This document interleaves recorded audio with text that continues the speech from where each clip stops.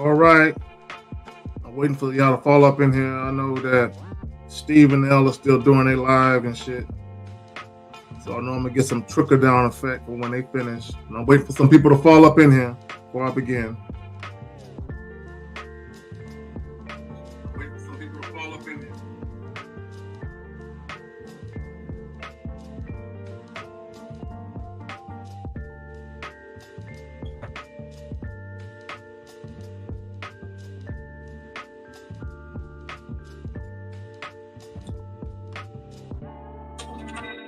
Yo, I'm waiting for some people to fall up in here. Y'all got to bear with me.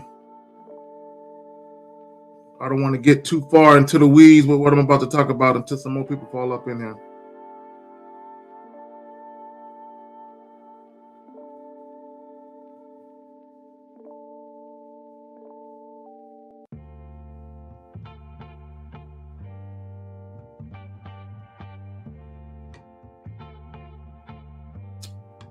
Hey, coming in, like the video, please. Like the video.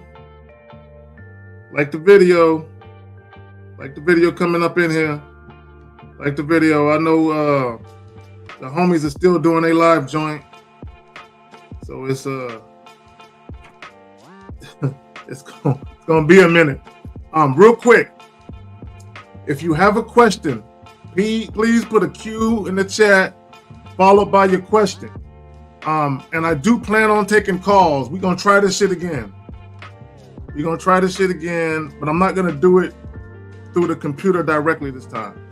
But I do plan on taking calls. I'm just waiting for some people to fall up in here. Matter of fact, let me do this. You got a question, put a Q in the chat, followed by your fucking question. Let's do this. There we go, right there. Right quick, so let me shout out some of y'all. Justin Tejada, Uncle Guns, was good with you. Player was good. Wicked Scorpion, Corey, appreciate you 100%. Me, Simeon Sam was good. Again, if you got a question, put a Q in the chat followed by your question. So let me plug the joint right quick. The only thing that matters on a first date. Now, the reason why I'm even talking about this is, now for those of you who don't know, if you're not on a Patreon, depending on what tier you're on, one of the things that I offer is email consultations. So phone consultations, email consultations, and also video requests, right? So one of my dudes that's on the Patreon, he wanted an email consultation. And one of the things he asked was, what's the goal of a first date? What's the goal of a first date? Now, let me just say this. Generally speaking, each man has to determine that for himself, right? When we talk about what is your goal, what is your plan, each man has to determine that for himself, right? So what my quote unquote goal is might not be your goal, right? So the number is right there, 210-591-7552, 210-591-7552. So, matter of fact, I would like for one of y'all to call that number. I want to make sure this shit is working. 210-591-7552 is the call-in number, right? And again, if you have a question, put a Q in the chat. I'm still waiting for some more people to fall up in here. Soul Mungo was good, fam. Now, what are we talking about today? The only thing that matters on a first date. Before I get into that, let me say this. And there are going to be some of you who might disagree with this, but I'm going to tell you what I'm about to tell you. I'm going to explain to you why it's an issue. The goal on a first date should not be sex. Okay, let me say that shit again. Your goal or your expectation. Okay, hold on real quick. Yo. You there? Okay, hold on. Let me make sure. I got to make sure the speaker is working. Hold on, brother. Give me a second. I'm trying to connect this shit. Yeah, give me a second. I'm trying to get the speaker so y'all can hear him. Why the fuck? This Skype shit, bro. This shit. Oh, right there. Okay, let me go back. Okay, hold on. Give me a second, fam. All right. Speak now.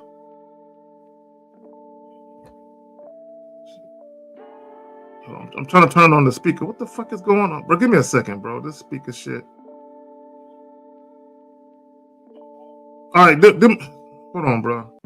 Y'all give me a second. This shit ain't connecting right, bro. Do me a favor. I'm gonna call you right back on the Skype. Okay. All right, guys. If y'all got a question, put a Q in the chat followed by your question. Just had a call, but I'm trying to get this shit on speaker. It didn't work, so give me a second. Again, if you got a question, put a Q in the chat followed by your question. Okay, why this fucking Skype shit?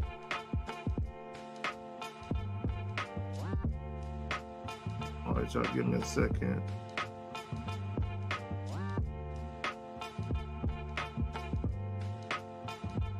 All right, again, if y'all got a question, please put a Q in the chat. I'm trying to get this shit working. All right.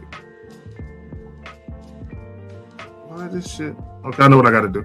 All right, so let me get into this. Hey, give me a second, guys. I got to restart the phone and shit. The app is bugging, so give me a second. I got to restart the phone. We can get the app working. Okay, all right. Hold on real quick. All right, let me restart this shit. Okay, I got to restart it, fam. Hey, call back. I got to restart it. I got to restart the phone. All right. Okay, so real quick. So for the gentleman that called in, call back in give me about 3 minutes, right? Let the phone restart because the app was bugging. So we got a question here. We got a question there. All right, so real quick. So Simeon says, in your experience in life and dating, what mindset did you have to get rid of? And what new mindset did you have to adopt? The only mindset that really hindered me was I was extremely shy when I was a teenager. When I was a teenager, I was shy, right? I was very, very shy. I had no issues attracting women, right? Or, other, girls and shit. I had no issue with girls liking me and girls wanting to fuck with me. That wasn't my issue. My issue was I was so shy, I didn't know how to conduct myself in a conversation. I didn't know how to carry a conversation. Wicked Scorpion, give me a second, bro. Yeah, I had to restart the phone. But anyway, I was just a shy motherfucker, right? So I had to get over that, right? This is why, let me say this. This is why I tell guys all the time, when you have chicks that you go to school with, like college, and you have chicks that you work with, a lot of times, because you're very familiar with them, you're very comfortable. So the conversation you have with them is very fluid. Okay, and the reason why that is because you have no fear of judgment. You have no fear of saying anything wrong because you already have a rapport with them. And also, what a lot of you guys, if you think about it, what a lot of you guys have experienced is that the women you encounter, that you deal with, that you're not sexually attracted to, you guys typically are more comfortable around them, where you can speak freely, right? But for whatever reason, when you encounter women that you are attracted to, that's where you have the issues. That's where I had when I was a teenager. Okay, what made me get past it was, again, I talked about this shit so many times. What made me get past that was when I very first moved to San Antonio. I was 15 years old, right? And I started playing football. I had a couple of teammates. They were best friends. They always hung around together and whatnot. So I started hanging with them. And they always had these stories about all these different things they were doing with girls and shit. And not only that, but I would see them actually interact with girls. And I said, I'm tired of being the guy on the outside looking in. So, one day I went to him and I said, man, look, I need some advice. I need some advice on, what are you guys doing to get this shit popping? And this is all they said to me. Man, just tell these chicks what you want, man. Just have a conversation with them. Just be yourself around these women. Stop being scared. That's all that they told me. They didn't give me no magical beans and all this other shit. They just said something very fucking simple. And I just had to get out of my own way. So boom, one day we went to a party. It was after a football game. We went to a party at a rival school, right? So it was in their neighborhood. So we went to a party and there was this girl that was eyeballing me And I just went up to her and started talking. And within that conversation, I told her, I said, look, do you live around here? She said, yeah. I'm like, so are you available on this day or this day? She said, yeah. I told her, I'm gonna come by your crib. Just like that. I literally set up a sexual rendezvous in that moment. Again, I'm a teenager. And after that, I never looked back. And I looked at it like, it's this easy? All I gotta do is let these women know what I wanna do. Now, in the midst of that, there's always gonna be women that aren't with it. That they ain't feeling what you're talking about. That's not the point. The point is for you to just say what the fuck it is you want. And the women that's about it, they're gonna respond favorably. The women that are not, they're not gonna be with it. And then you just move on to the next chick. It's really that simple. It ain't hard, brother. Right? It ain't hard. Right? So Soulmonger says, what's the link to schedule coaching? I found it before I lost the link. Bro, it's under all my videos. It's under all my videos. Hold on, I'm bringing up this Skype shit real quick. Give me a second. It's under all my videos. This shit better work. This shit was working before. Before I even started this shit, I looked at this shit and I had no problems with it. Now all of a sudden I can't get this shit to fucking work. Okay, hold on, guys. All right, hold on. Give me a second. All right, I'm gonna let that do its thing. All right, yeah. So, bro, under all my videos, that link is always there. Always. Right. So we got the .com right there. Now, also on the website, the link is also on the website too. But under all my videos in the description, under the live streams and the pre-recorded joints, all the links are always there. Every fucking time. Okay, so hold on real quick. Let me grab this joint. Let me see if this shit gonna work now. All right. So let's do this. All right, give me a second, y'all.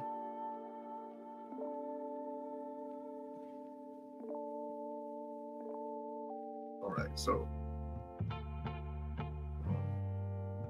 All right, so somebody call that number again. 210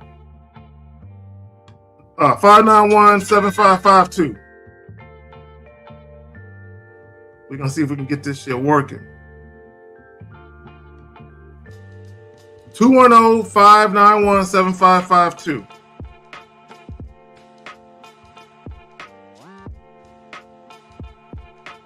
All right, so we're about to get into this. All right, real quick. There we go. All right, hold on. 210-591-7552. That's the call-in number. Now let me get off into this. So the only thing that matters on the first date, and for those of you who are kind of checking in late, just in case you're unaware of what this all was brought about from, again, I had a guy ask me, what is the goal on the first date? And again, okay, here we go. Hold on, right? Okay. You there, fam? What the fuck? Okay, hold on. You there? Okay. Why this shit? All right, bro, go ahead and speak.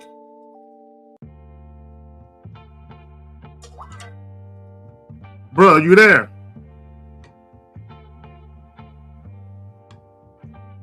Okay, hold on, man. This motherfucker is fucking. Okay, give me a second. Speakers on. Your call has been forwarded to.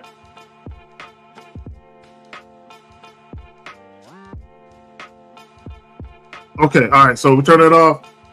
All right. So again, somebody called back. Okay, hold on. Let me hang that up. This shit is bugging like a motherfucker.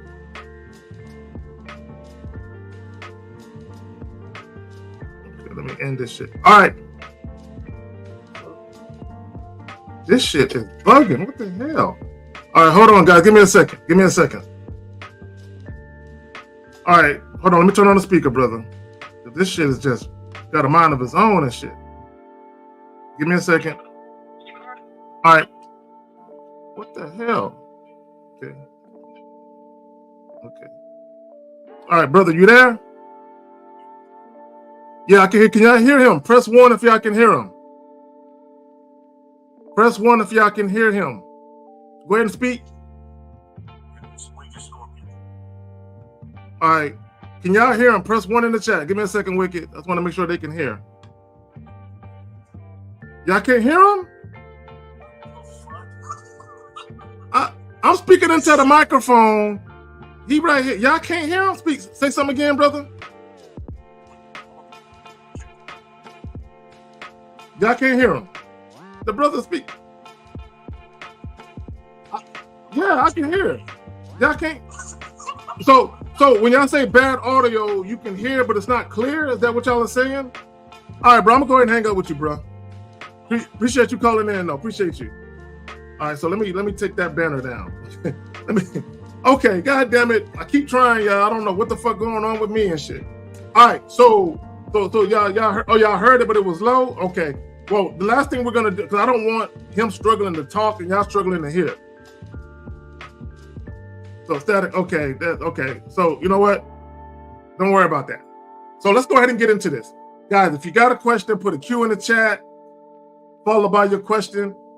Okay, we'll do that shit some other time. I'll work on that shit some other time, right? I don't want to hold up the show trying to figure that shit out. Right, so here we go. The only thing that matters on the first date is this. I'm gonna show y'all this. Okay, I talked about this so many times. This is it, right there. Now, let me break something down to you guys, right? Let me just read this out loud so people that aren't watching.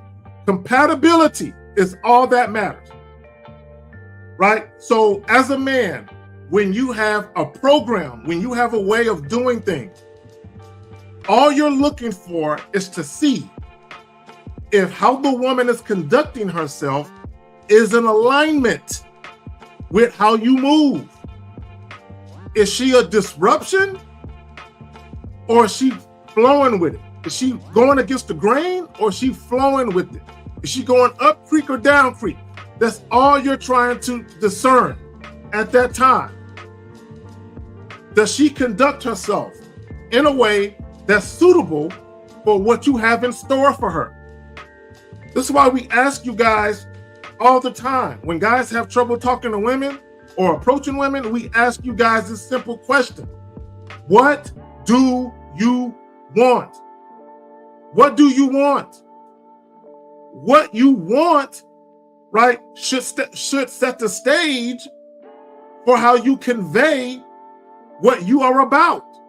Again, what you want from the woman, right, should set the stage for how you ultimately convey what it is you want to the woman, how you articulate yourself, right, with your actions and also with what you say.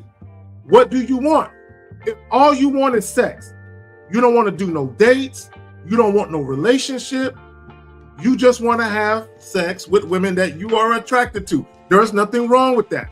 Never let anybody shame you for that. There's nothing wrong with that. But when you very first meet women, you need to be able to convey that in a conversation, right? Let me say this real quick. I don't want guys to get this confused. When you very first meet women, for the very first time, face to face, okay, whether you're at a bar, a grocery store, Barnes and Nobles, wherever you might be, and you meet women face to face, that very first conversation, you need to set the tone for what she's going to have in store. So if all you want is sex, you don't want to do no dates or nothing else, that very first conversation you have with that woman, you should be flirting with her. The conversation should be sexual in nature. I'm not telling you you have to use X-rated language. Now, if you want to, do that, right? I'm not opposed to doing that. But what I'm saying is, if all you want is sex, this is the issue, right? And I'm going to get to the whole first date. We're going to break the whole first date down in just a moment. Here's the issue that guys have. You say you want sex, but the very first conversation you have with the woman is very indirect, right? You're being very careful, right? You're tiptoeing around shit and you're speaking in such a way where the woman has no idea of what's really on your mind. Now, let me say this. All women know you want something from them, period. No matter how you try and camouflage yourself, what you do to try and conceal it or hide it. Women know you want something, right? And 9 times out of 10, it's going to be sex, right? Now, depending on what you say to women and how you actually interact with women, you can give women the misleading impression that you want more than just sex. Women aren't dumb. Women know you want to fuck. They know that. They know the only reason that you're talking to them is because they have a vagina and you want access to it. They know this, that women are not dumb, right? Now, what women will do is they will play dumb, right? And the reason why women will play dumb is because you're playing dumb, right? Your topic of conversation leaves a lot to be desired, right? So a lot of times women can be like, oh, okay, he acting like he don't want to fuck, but I can tell based on how he's being that he's beating around the bush. So let me beat around the bush, right? If you know anything about plausible deniability, right? Plausible deniability is when you act like you don't know something, right? So an example of that would be if I'm driving without car insurance, right? Right? Let's say I'm a new driver. Let's say I'm 17 years old and I'm a brand new driver and I'm driving and I get pulled over for speeding or whatever. And the police officer asks me for my car insurance. And I say, I'm young. I just started driving. I didn't know you have to have car insurance in the car. That's me trying to utilize plausible deniability. I didn't know, right? So what happens is, this is why you see the videos where guys fly chicks out and the dude get mad because the chick ain't trying to fuck. And he'll tell her, you know what this is. You know what it is. And the chick will say, we didn't talk about having sex. We never talked about having sex. Now, she knows the reason why the guy flew her out is to fuck. She knows that. But because the guy never said anything about it, because they never talked about fucking, she can utilize plausible deniability and say, hey, I didn't come down here for sex. That's not what I'm here for. You just told me we was gonna have a good time. We was gonna eat some good food. We was gonna stay in a nice hotel. I thought we were just hanging out as friends. All right, now, we all know that the woman knows the guy wants to fuck. Everybody knows that. But the woman can still utilize plausible deniability. So same thing when you very first meet women, right? The mistake that a lot of guys make is you're very vague with what it is you want when you first meet. Then what happens is you go out on a date with the woman and then you switch gears. You go from the indirect passive guy.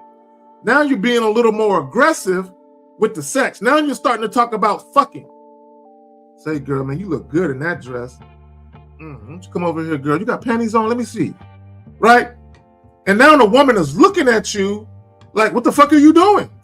And in your man mind, you're like, man, why she playing games? She know I want to fuck her, man. Why else would I approach her? Why else would I ask for her phone number? Why else would I offer her a date if I didn't want to fuck? She knows you want to fuck, but because you came at her in the passive, indirect way at first, and now you're coming at her in a very sexual, aggressive manner, you're showing her two different people. You're being inconsistent. And a lot of guys will be like, well, that shouldn't matter. It does matter. Because now you're wasting your time. Now you're out on a date with a woman who don't want to fuck you. So now you done wasted some time, some money, and some effort dealing with this chick when all you could have did in the very beginning, when you very first met her, was be very flirtatious, right? And then let her respond to that. This is why I tell you guys, I'm a sexual person. So when I very first meet women, they're gonna know that right away. So when I start getting more assertive with my verbiage and I start having sexually charged rhetoric with the woman, it's not a surprise to her because I stepped to her with that type of energy. I came out the gate with that energy already. I came out the gate being assertive. I came out the gate being very dominant with my actions and how I speak. I came out the gate that way. So let me say this. So when I very first meet her and I show her that sexual energy. I'm hitting her with the sexual undertones and overtones and innuendos, and I'm being very flirtatious with her. If I offer her a date, right, and she accepts that date, when she gets to the date, and as soon as she walk up, when I snatch her up and I bring her into me and I hug her and I kiss her, I'm like, you looking good today. That's a continuation from what I started when we first met. It's a continuation. It's nothing new. She's not looking at me like, who are you? You weren't this way when we first met. Why are you being inconsistent with who you present yourself to be? I'm showing her out the gate. I'm that guy. So when she sees me again, it's not, in fact, she's expecting. She's expecting me to snatch her up because I already showed her with that energy. And this is where a lot of guys, you fuck up. Okay, let me do this. Jay Dism with the $3. Thanks for your wisdom, KZag. Okay, appreciate you. Right. So let me see if I got this video. And I wasn't gonna show no video. That wasn't my plan, but I want to show it if I still got it. Here we go. I do got it. Let me turn this music off. I want to show this video. Let me pause this shit. Okay. I want to show this video so I can illustrate the point I'm trying to make. So, and y'all seen this video a bunch of times, but I'm gonna play it again and I'm gonna go ahead and break down what should have happened. Well, I really appreciate it. Should I cover my half or? No, I got you. You sure? Oh, thank you so much. It was delicious. But I'm going to probably head up because it's late and I have to get up early in the morning. So. Well, can I walk you to your room? I don't know if they allow if you're not staying in the room. It'd just be easier if you. But I appreciate dinner and I get it. No, it's not like that. No, it seriously isn't. No, I mean, I don't fuck. Man pays for dinner. I don't fuck on the first date, and I feel like you've been kind of like, you've been acting like it this entire time. Like, all right, you just wanted a free meal. No. First off, Understood. I have no problem paying for my own bill to okay. avoid something like this. Well, then go for it. Do it. Fuck it. Are you serious right now? Yep, just do it. Pay for your own bill. You're a fucking asshole. Like, I have no problem. Later, but I. Okay. So when I talk about the only thing that matters on the first date, okay, all you're doing is making sure that whatever it is that you want to do with that woman, okay, whether it's to have sex with her, whether you're really trying to get to know her. And let me just say this real quick about that. If all you guys want is sex, stop telling women you want to get to know them. Stop doing that. You're shooting yourself in the foot when you say that. Okay, let me say that shit again. If all you want is sex, stop telling women you want to get to know them. You're shooting yourself in the foot when you do that. Let me elaborate. I had a consultation a couple of days ago, and this guy was telling me that he was talking to this young lady, and he started talking about sex, about having sex with her, and then he started talking about, I want to get to know you. Guys, two different things. Wanting to have sex with a woman and getting to know her are two different things. Now, you can have sex with a woman, and if y'all are sexually compatible and y'all want to continue to have sex, and then you guys start dealing with each other, you can get to know her over time if you wanted to.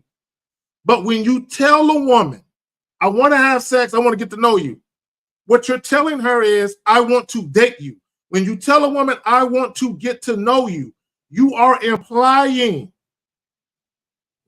you're implying that you want to get to know her. So most women are going to interpret that as, oh, you want to get to know me, outside of sex. So why would I have sex with you if you want to get to know me outside of sex? So let's do that first, and then we can put sex on the back burner. Most of you guys, that's not what you want to do. You want sex to be at the forefront, and getting to know her non-sexually is on the back burner. When you tell a woman, I want to get to know you, that implies that you want to hang out with her, go out on a few dates, talk on the phone perhaps. That's what you are implying. You might not mean that, but many women are going to interpret it that way. Don't tell women you want to get to know them unless you really mean that shit. So if you're the type of guy where you don't indulge in casual sex and you actually want to have a profound emotional bond or connection with a woman before fucking, then you telling a woman you want to get to know her makes sense if that's what the type of time you're on. But if all you want to do is smash, you want to fuck right away, stop telling women I want to get to know you. Stop that shit. Now let me get back to the clip. In the clip, what you witnessed was a guy who took a woman out to eat, which we tell you guys, stop feeding these women. Stop doing that. Stop doing that. Stop. The first date, the first couple of dates should not be, no. Keep it simple, especially if you're mainly motivated to deal with that woman because you want to have sex. Why are you having dinner with her? Why are you having dinner with a woman you just want to fuck? It makes no fucking sense at all, right? Now, I am not saying that you can't have sex if you took a woman out to eat. That's not what I'm saying. What I'm saying is the problem with a lot of guys is they take women out to eat and they expect that sex is going to happen. That's not what the first date is for. The only thing that matters on the first date is this. Is she compatible for what you want to do? You don't have to feed a woman to figure that out. You don't even have to do a date to figure that out. So when you do the date, guys, when you do a date, now, I'm not saying that sex can't happen after the first date. Like you end the first date and you continue the night at your spot or her spot. I'm not saying that sex can't happen. It happens all the time. People have sex on the first date all the time. I'm not saying that sex can't happen. What I'm telling you is the only thing that matters on the first date is if she's compatible, right? You need to be trying to ascertain or discern, does she have the rationale and the common sense to deal with you the way you need for her to deal with you? I tell you guys all the time, I only fuck with women on my terms. So all I'm looking for is for a woman to show me deference. What is deference? Humble submission and respect. So if I do a first date, I'm not trying to fuck her on the first date. I'm not trying to fuck her.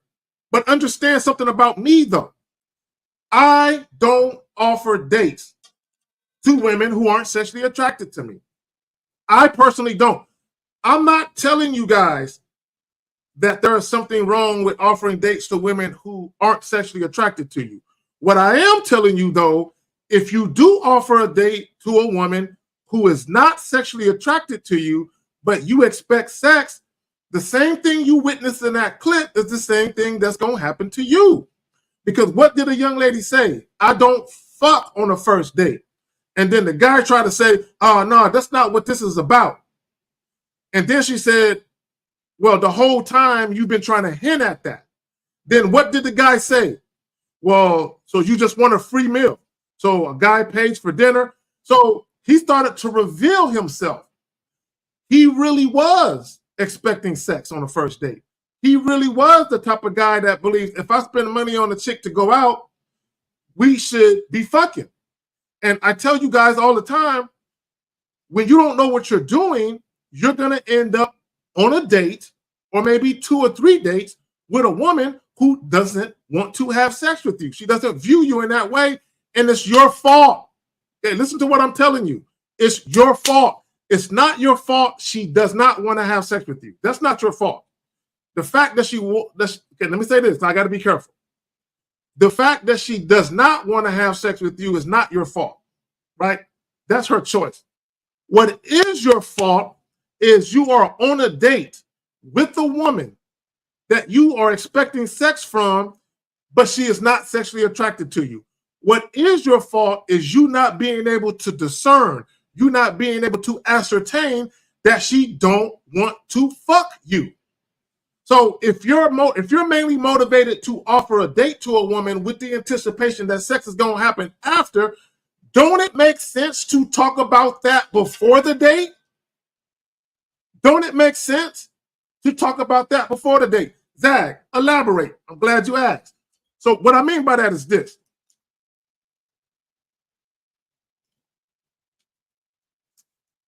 Let's say, for the sake of argument, you run into a young lady at a grocery store. We'll use a grocery store as an example. So let's say she got a basket full of food, right?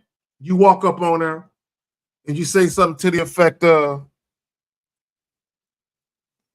I see you got a basket full of food right there. So what you cooking us tonight? Now, Pete, what I'm doing, right? I don't know this woman from Adam, right? I walk up on her, see you got a basket full of food right there. So what you cooking for us tonight? Now, in all likelihood, the woman ain't going to say, I'm cooking this for you, right? Chances are she ain't going to say that. Now, she might laugh and she might say something to the effect of, I don't even know you. Why would I be cooking anything for you? Now, Pete, what I just said, now, let's think about this.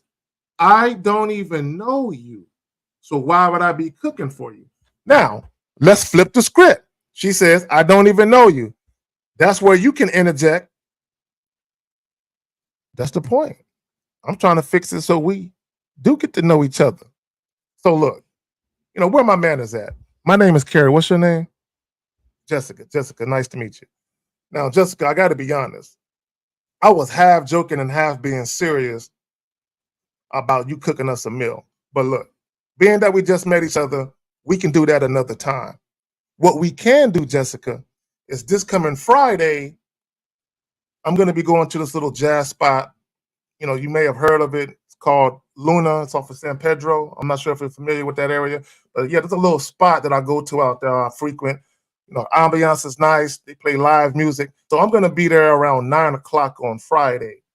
Why don't you join me so we can become better acquainted?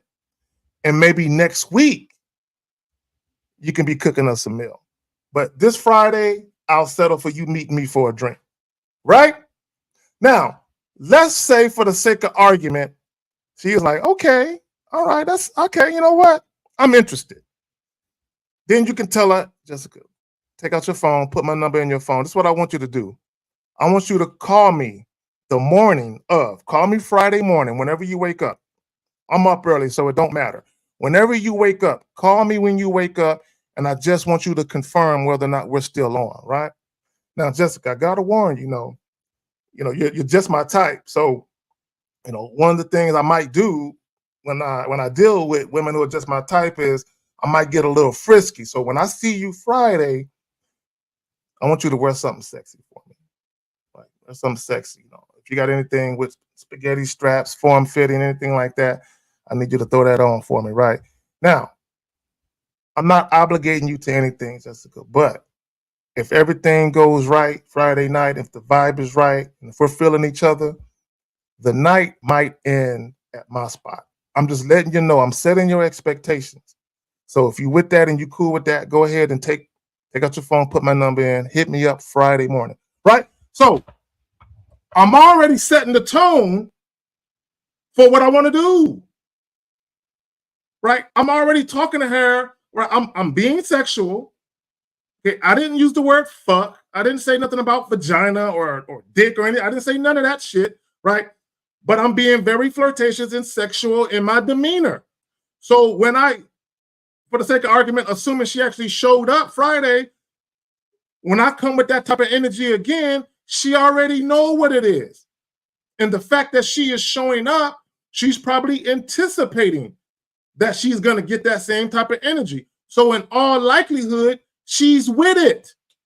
So she ain't going to be sitting at the table. I'm not really with this. I don't know what kind of girl you take me for. I thought we was just going out for a drink. When we first met, you said this, but now you're acting like this. And that's what a lot of guys do.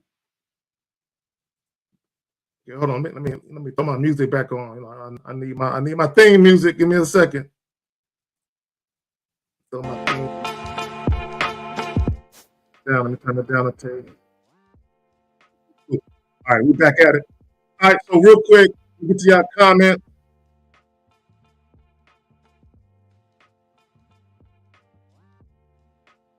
Hey, well, Javier, look, let me say something. Let me say something real quick.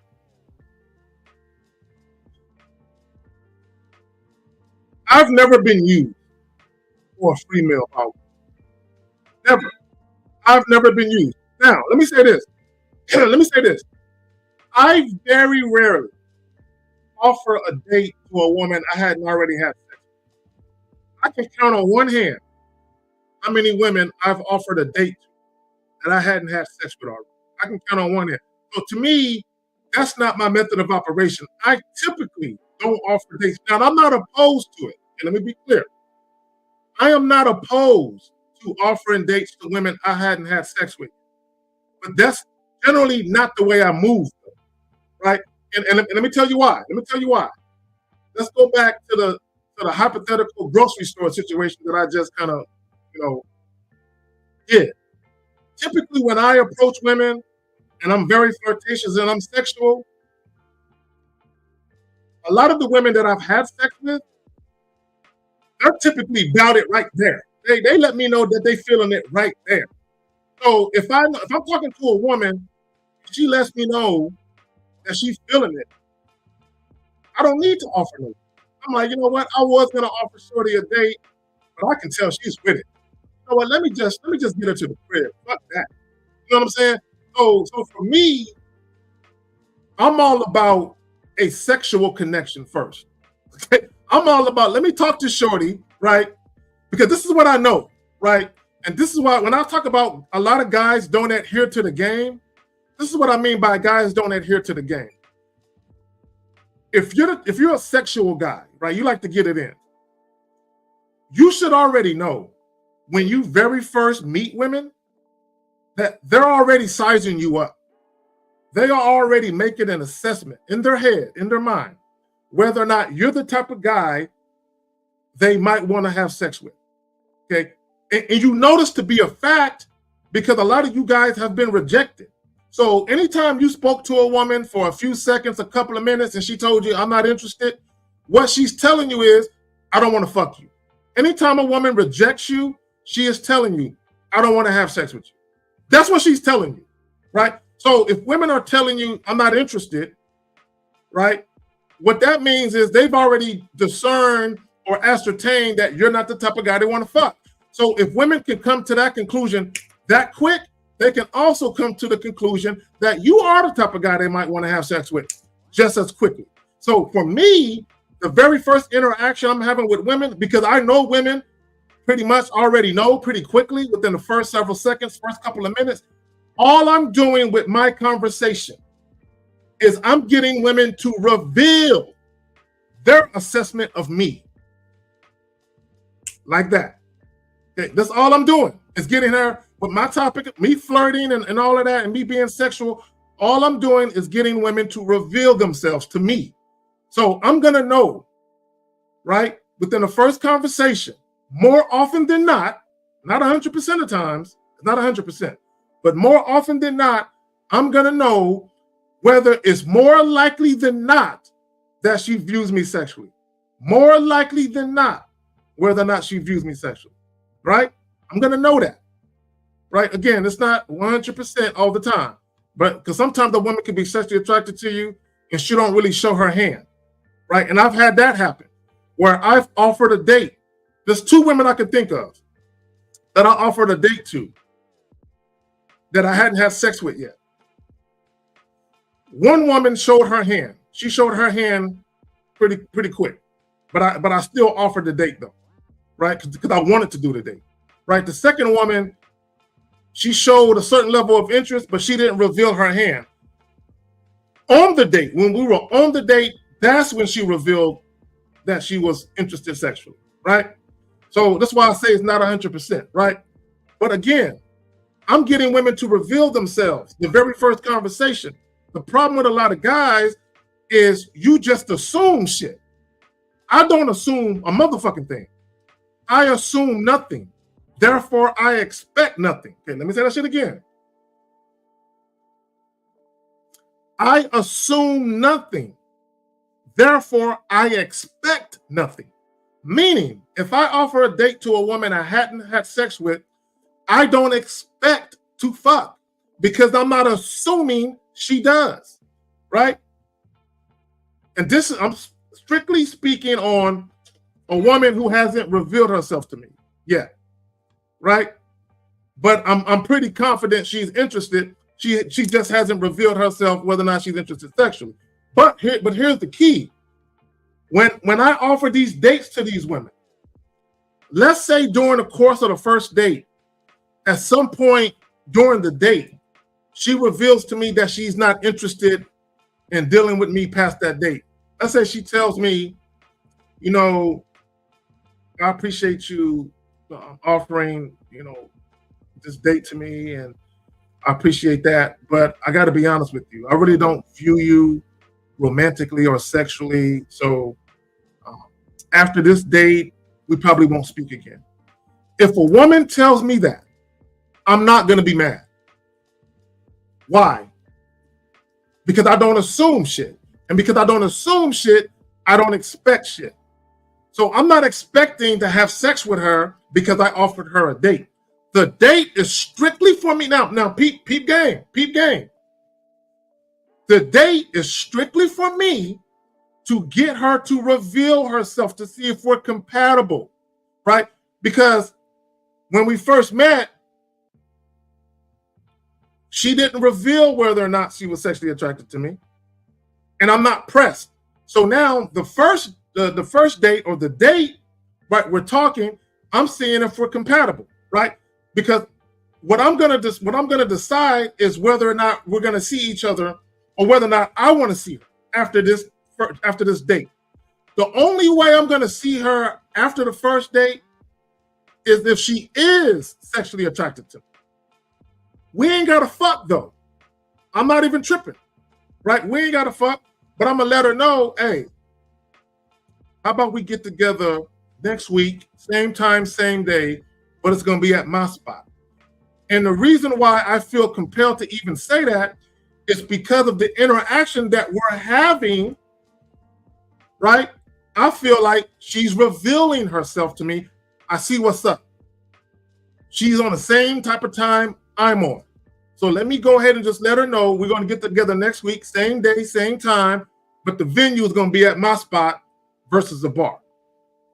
So I'm not pressed whether we fuck or not, right?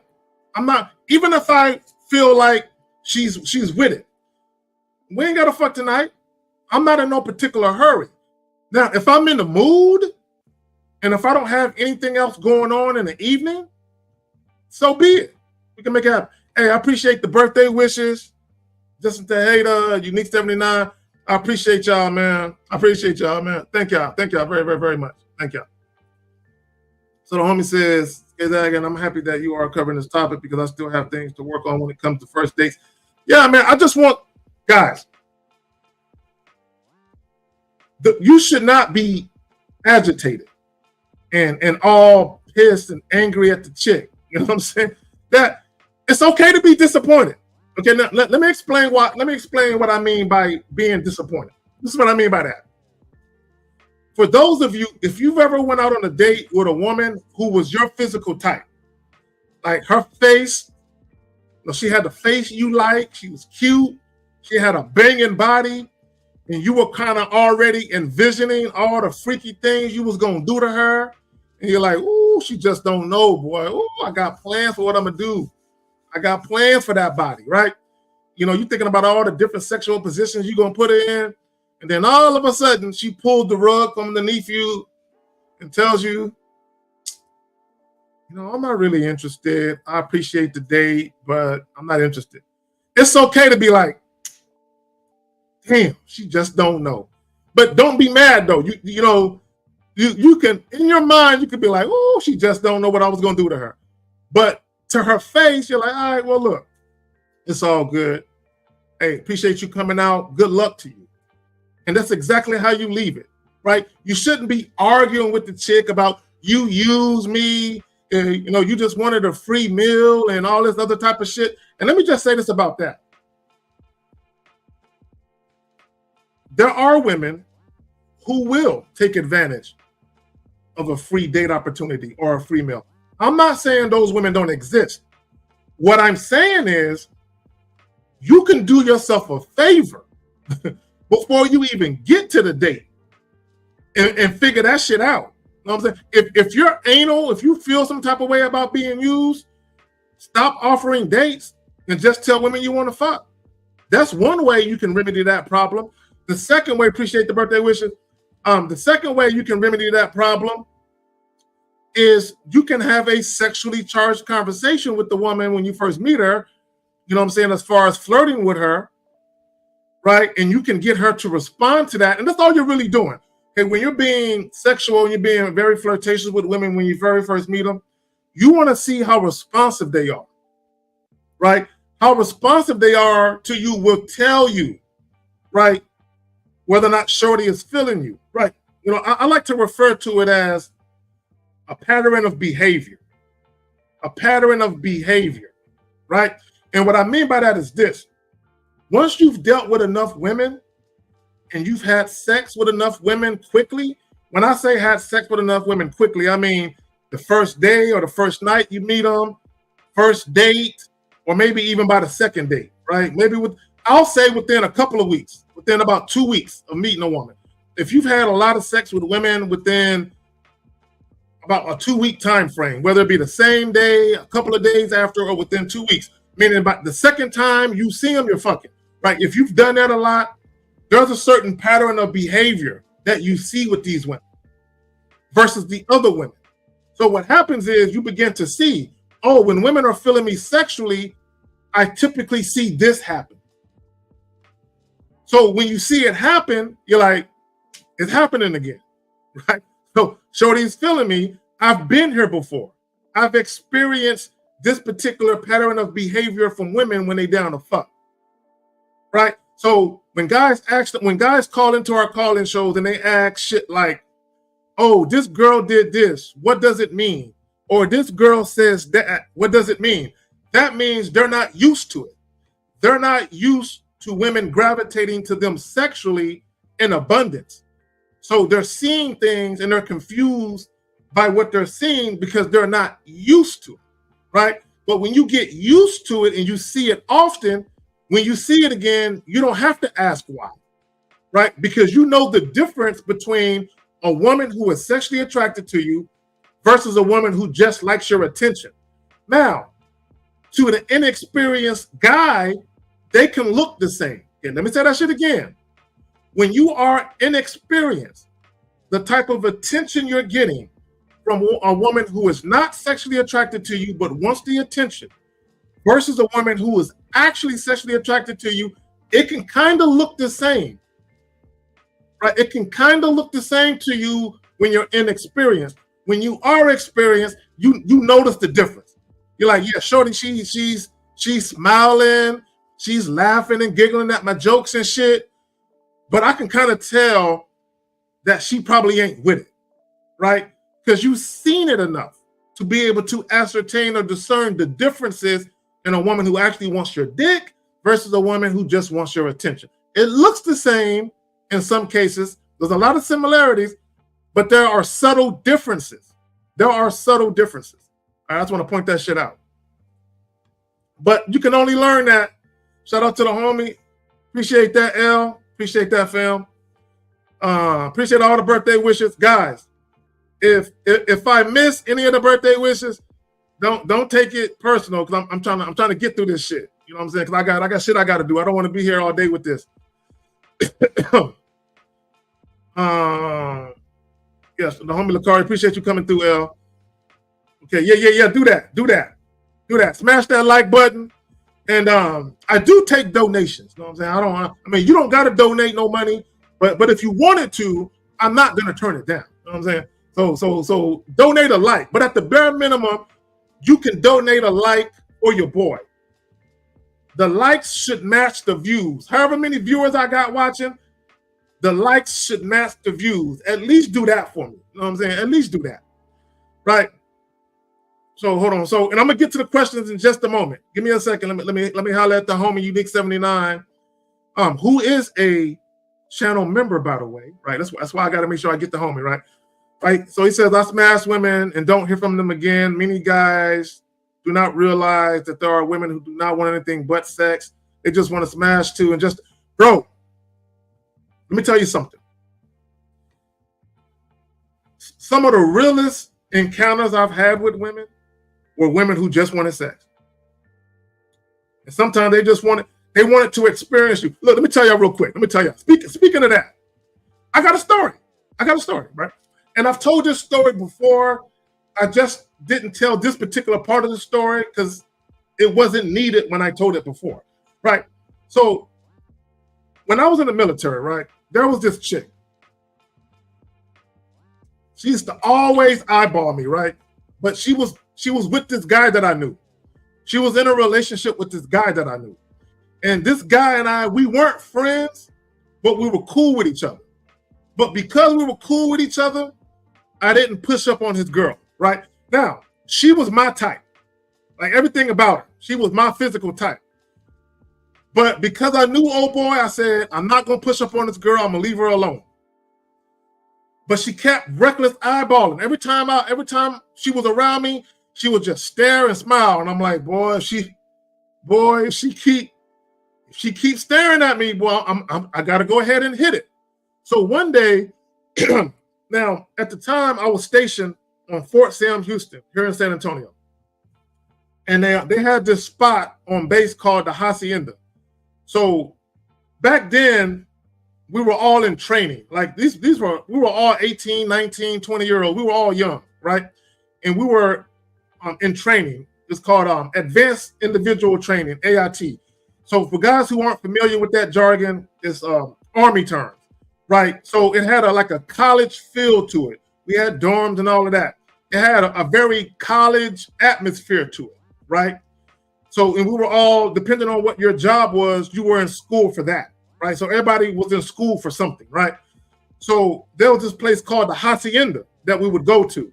And the Hacienda was this big old building, and it had, a movie room, and it had all these different media rooms. It had a big old game room. It had a big old stage for talent shows. And your boy was in a couple of talent shows. Yes, I was, right? But regardless of that, so there was this big old media room where they played movies at, right? So they would turn off the lights, and there was a bunch of chairs. And there was another room that was adjoining this room, and it was separated by this two-way glass that had blinds, right? So you can open the blinds and all of that, right? So it was separated by that. So I walk into the media room. It's dark, people watching movies, and this girl, right? I'm looking for my homeboys, right? So I'm looking down the aisles, and I see this chick, and here she go, reckless eyeballing. And I look at her and I just shake my head like, boy, I'm gonna leave it alone though. So boom. So I go into the game room. Now, the game room, again, on the other side where the media room was, there were blinds. So I'm walking through the game room. Nobody's really in there, right? They got foosball table, air hockey, all that bullshit in there. So I look towards the windows, and the blinds, I can see the blinds open up. I can see the blinds move. And I see old girl's face. And I'm like, that's it. Okay, she keep eyeballing the nigga everywhere I go. She keeps, all right, cool. So, so the very next time I saw her, I just said, fuck it. I said, look, girl, see, I'm trying to respect you and old boy's thing, but every time I look around, you looking at me like you want something. What's up with you, right? So I'm talking to her, and she's telling me, she says, yeah, I'm with such and such, but I like you. And I'm like, oh, do you? And I'm like, so how much did you like me? And she was like, I'll break up with him. And I'm like, nah, don't do all of that. I said, don't do all of that. I said, don't do all of that. I said, look, stay with old boy. You and I are going to get together, right? We're going to get together this weekend. I'm gonna get a hotel. I think it was the Red Roof Inn. I used to always get the Red Roof Inn off of Austin Highway. I'm gonna get the Red Roof Inn. You know what I'm saying? Come by and holler at your boy. We'll make it happen. Right? So, so what ended up happening was we never made it to the Red Roof Inn. Okay. I'm gonna tell you now, before I tell y'all what happened, let me just say this. So she ended up breaking up with old boy. I told her not to, she broke up with him. And to your point, Unique 79, all she wanted was to have sex at least one time because she was curious. She was curious about me. She like, I want to know what it's like. Okay. And she didn't want to be my girlfriend. That wasn't what she was trying to do. She broke up with old boy. So when she had sex with me, she can say that she didn't cheat. Now, let me show you how deep the game go. Let me show you how deep this shit go. Right? Hold on. Let me take this off. Let me show you. Let me show you. This is why when you guys be dealing with women and they say, we need a break. I need some time. They're doing that because there's a guy, or maybe there's multiple guys they want to have sex with. And they want to do it without sneaking around. Right? So a lot of times that's what that is. So let me tell you what happened. Right? And I think I told this part before. I don't remember. So I'm gonna tell you how when women want to fuck bad, what they'll do, okay? When they want to have sex, right? So what happened was we never made it to the Red Roof Inn, okay? And the reason why is because she couldn't wait that long until the weekend, right? So when you on Fort Sam Houston, I can't speak about the other bases. On Fort Sam Houston, when you are in school, they have these things called bays, okay? B-A-Y-S, a bay, right? And it's basically a big old room with a bunch of bunk beds in it. So you have the male bay, which is all the men, right? There is no co-ed shit. You know what I'm saying? It's all men in this big old room, you know what I'm saying? Like a fucking like 50, 60 bunk beds and shit. Probably more than that, right? And then you have the female bay, which is next to that, but it's separated by a staircase. So the only way you can get into these joints is you got to go up the stairs so everybody can see you. But it's separated. Now, what happened was, Shorty couldn't wait, right? We were outside of the dorms in the common area just talking, and we was talking about fucking. And there was a partner of mine that I used to roll with, right? And it was him and another girl. So at the time, if you don't leave the base by a certain time, now this is when you're in school. I'm not talking about active duty military members who are already at their duty station. I'm strictly talking about people who are in school. Okay, mostly people who are fresh out of high school, 18, 19, maybe 20. People are normally around that age, right? So if you don't leave base by a certain time of night, you can't leave. You're just stuck there until the next day, right? So for whatever reason, we didn't leave the base. And so we couldn't leave. We couldn't go get a hotel. We're stuck there, right? So, but we're talking about fucking. So the young ladies, they came up with the idea to sneak me and a homie into the all-girl bay. Now, for those of you who've been rocking with me for 4 or 5 years, y'all probably remember this story. A lot of y'all had not heard this story. So these girls wanted to have sex bad enough to where they snuck us in. Now, me being the freaky motherfucker that I am, right now, bear in mind, these are metal bunk beds. Okay, they're not the most bunk beds. They're not the most comfortable bunk beds to have sex in, right? So in my freaky mind, I'm saying, let's take the mattresses off the bunk bed and take it to the latrine. Now, the latrine is the bathroom, right?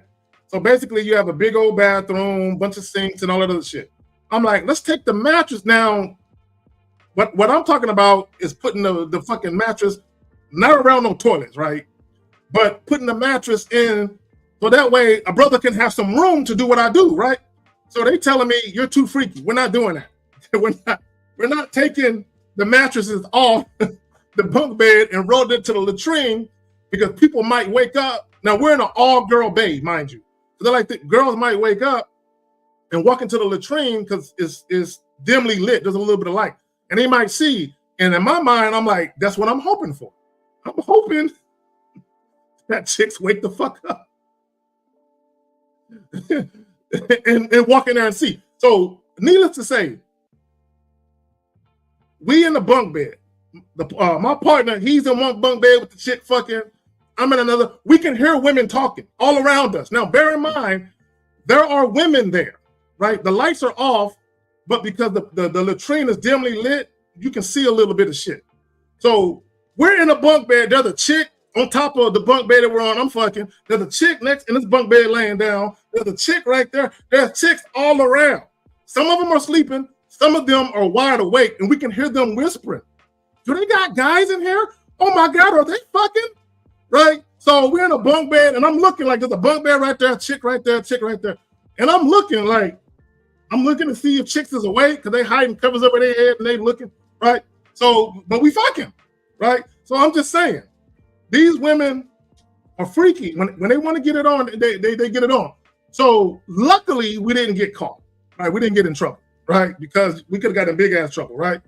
But the next day, the very next morning, it spread like wildfire. You know what I'm saying? Like, so when you wake up in the morning, there's a formation. For anyone that knows anything about the military, there's always a formation, right? And we had all the guys over here in formation, and we had all the women over here in formation. So me and a homie, we got into the formation last, right? We got into the formation last. And the reason why we got into the formation last is because there was a gap between the male and the female formation, and we wanted to walk closer to the female formation because we basically wanted to pop our collar. Like, we was them niggas that was up there last night fucking, right? So we walked purposely close to the female formation, kind of like nodding to the chicks, right? So that way that everyone can know it was us. It was us that was up there fucking, right? But that's neither here nor there. Now, my point is this. Now, thank you for the happy birthday joint, right? So to my bad, unique. So you think there are some women who just want to have sex with you and that's it. But also, I've had fuck buddies who the only time they called me was for sex. They never called me to just talk to me. They never called to try and convince me to take them out. They only called to set up a sexual rendezvous. That's it. So there are women out here who understand the assignment and they're about that action. Yo, bro. Hey, bro. Hey. When them chicks was waking up and I can hear them talking, bro, I was thinking all types of freaky shit. I'm like, man, I'm trying to turn this shit into a reverse gangbang, an orgy with two dudes, right? I'm trying to see if some other chicks was wanting to join in, right? Without me saying it. I'm just like, I just want some chicks to get up and come over here, right? I was trying to get it on, man. Appreciate the $9.99. Happy birthday, Zach. Always appreciate your content. Lucario has mentioned you smashed without a date. Okay, hold on. Lucario has mentioned when you smash without a date, it can be hard to retain the woman. Have you found that to be the case or not really? Yes, there's some validity to what the homie says. There are instances where you can smash without a date and a woman still wants to stick around. But a lot of times, that's probably because you was fucking the shit out of her. And she wants some more of that. But let me just say this, because I don't want guys to get it misconstrued. Okay, you can fuck the shit out of a woman, and you can do a damn good job of it, and she just wanted it that one time, right? Because truth be told, you're probably not the only guy that can fuck her like that, right? This is what a lot of guys got to understand. If a woman is dealing with multiple men, and there are multiple men who are pretty equal in the sex department, then there's going to be other reasons why she might fuck with you beyond just the sex. Like, she likes you. She wants to be with you, that type of shit, right? But there is validity to that because a lot of women have been ingrained to believe, oh, if I have sex too quick with a guy, he's not going to want to deal with me seriously. So a lot of women, when they have sex with you really quick, especially without a date, they've already resigned themselves to the fact that they're probably not going to see you again, right? And it's not that they don't want to, is that they kind of expect it. Okay, this is why a lot of times when you guys deal with women and you fuck them, you're like, man, I know I fucked the shit out of her, right? A lot of times, the reason why she isn't calling you isn't because the sex wasn't good. It's because she's just assuming that you don't want to deal with her. Now, and not only that, to Lucario's point, I've had sex with women the very first night, and they never asked me for my phone number, or they never gave me theirs. Okay, they just got dick down and left. They're like, all right, thank you, and left. And they never asked to see me again. They never asked for the phone number or nothing. In fact, when I had a threesome one time, neither one of the chicks said, hey, let's do this again. Hey, what's your number? None of that. They came, they got served, they hit me with the deuces, thank you for a good time, and they left, right? I never saw them or heard from them again, right? and that was cool. I'm not tripping, right? But when you deal with enough women, you're like, easy come, easy go, right? Your life is going to be a revolving door for women. You can't help that. Yeah, shout out to James Earl Jones. Yeah. Bro, once my joint stops working, if I can no longer maintain an erection, I don't need to be here past that time, bro. You know what I'm saying? That's it. Yeah, it's gonna sound kind of funky, but if I cannot get an erection and maintain it, that even if I was taking pills and pills didn't help, and there was nothing medically they can do for me to get and maintain an erection, I'm ready to go at that time. Okay, however old I am at that time is I'm ready to go, bro. You know what I'm saying? I'm ready to go. If I can't be myself and I'm losing my faculties and I got Alzheimer's and dementia and all of that, I'm ready to go. Right? As long as I'm healthy and I still have my mind and my joints still work, then as long as God will give me breath, I'll stay here. But the moment shit starts breaking down and all of that, bro, take me. You know what I'm saying? I don't want to be in old folks' home and my kids, grandkids coming to visit me and I don't know who nobody is. You know what I'm saying? I don't want to live that long. I don't want to slowly deteriorate. I don't want that to happen, right? So let me get to some of these questions. All right, so the homie says, what are ways to sexually flirt with the woman without physically complimenting her? Bro, you can just talk to women, bro. You can just, okay, listen. Okay, let me say this. And I want guys to understand. Being flirtatious is not just verbal. Okay, let me say that shit again. Being flirtatious is not just verbal, right? This is what I mean by that. One of the things that I've told some of you guys, and for my clients that do consultations with me, one of the things I told you guys, when you introduce yourself to women, extend your hand, shake their hand. Me personally, I don't let their hand go. Now, when you shake a man's hand, you're going to shake it firm for a couple of seconds, and then you're going to detach. When I shake a woman's hand, I'm going to shake it firm, not as firm as I would a man, but she going to know that her hand is in the hands of a man. But I'm going to shake it a little firm, but I'm going to release the grip, but I'm going to allow her hand to remain in my hand. And I'm not going to take my hand away. Now, if she snatches her hand out of my hand, cool. But as long as she leaves her hand there, I'm going to keep holding it the whole time I'm talking to her, right? The whole time I'm talking to her, I'm going to keep holding it. Now, and as I'm talking to her, right, as I'm flirting with her, JBO93, I'm going to inch closer to her. I'm going to get a little closer, close enough to whisper in her ear, close enough to where if I whispered in her ear, my lips would touch her earlobes. That's how close I'm going to get. Zach, why are you getting so close to her? This is what I know. If a woman is not attracted to you, she is not going to want you to touch her any longer than you need to for a handshake. If a woman is not attracted to you, she is not going to want you to be in her space. So when I'm shaking her hand and holding it, and I'm talking and I'm inching closer, right? I'm peeping all of that shit out. I'm paying attention to everything. Okay, is she snatching her hand away? Is she telling me, can you let go of my hand, please? Okay, if I inch closer and she moves back, she's telling me, I'm not feeling you like that. Stop trying to hold my hand. Stop trying to get closer to me. So I instantly know to stop talking and to end the conversation. Right? A lot of you guys, so as long as the woman keeps talking to you, you'll keep engaging. No, if a woman is backing away from you, look, let me tell y'all something. And I did a video about this. When women are sexually attracted to you, they want to be close to you. They don't mind you being touchy-feely. When I say touchy-feely, I'm not talking about grabbing her ass or her private parts or her breasts. I'm not talking about that. Right? I'm talking about you wrapping your arm around her, getting close to her. When a woman is sexually attracted to you, they have no issue with you doing that. Okay? I did a video and about a week, well, about 2 weeks ago. And in the thumbnail, there's a picture of me and a young lady that I just met. I literally knew that woman for a couple of minutes before that picture was taken. What do you see? You see her leaning all into me with her hand right here. When women are attracted to you, they don't mind being close to you like that. They have no issues with it, right?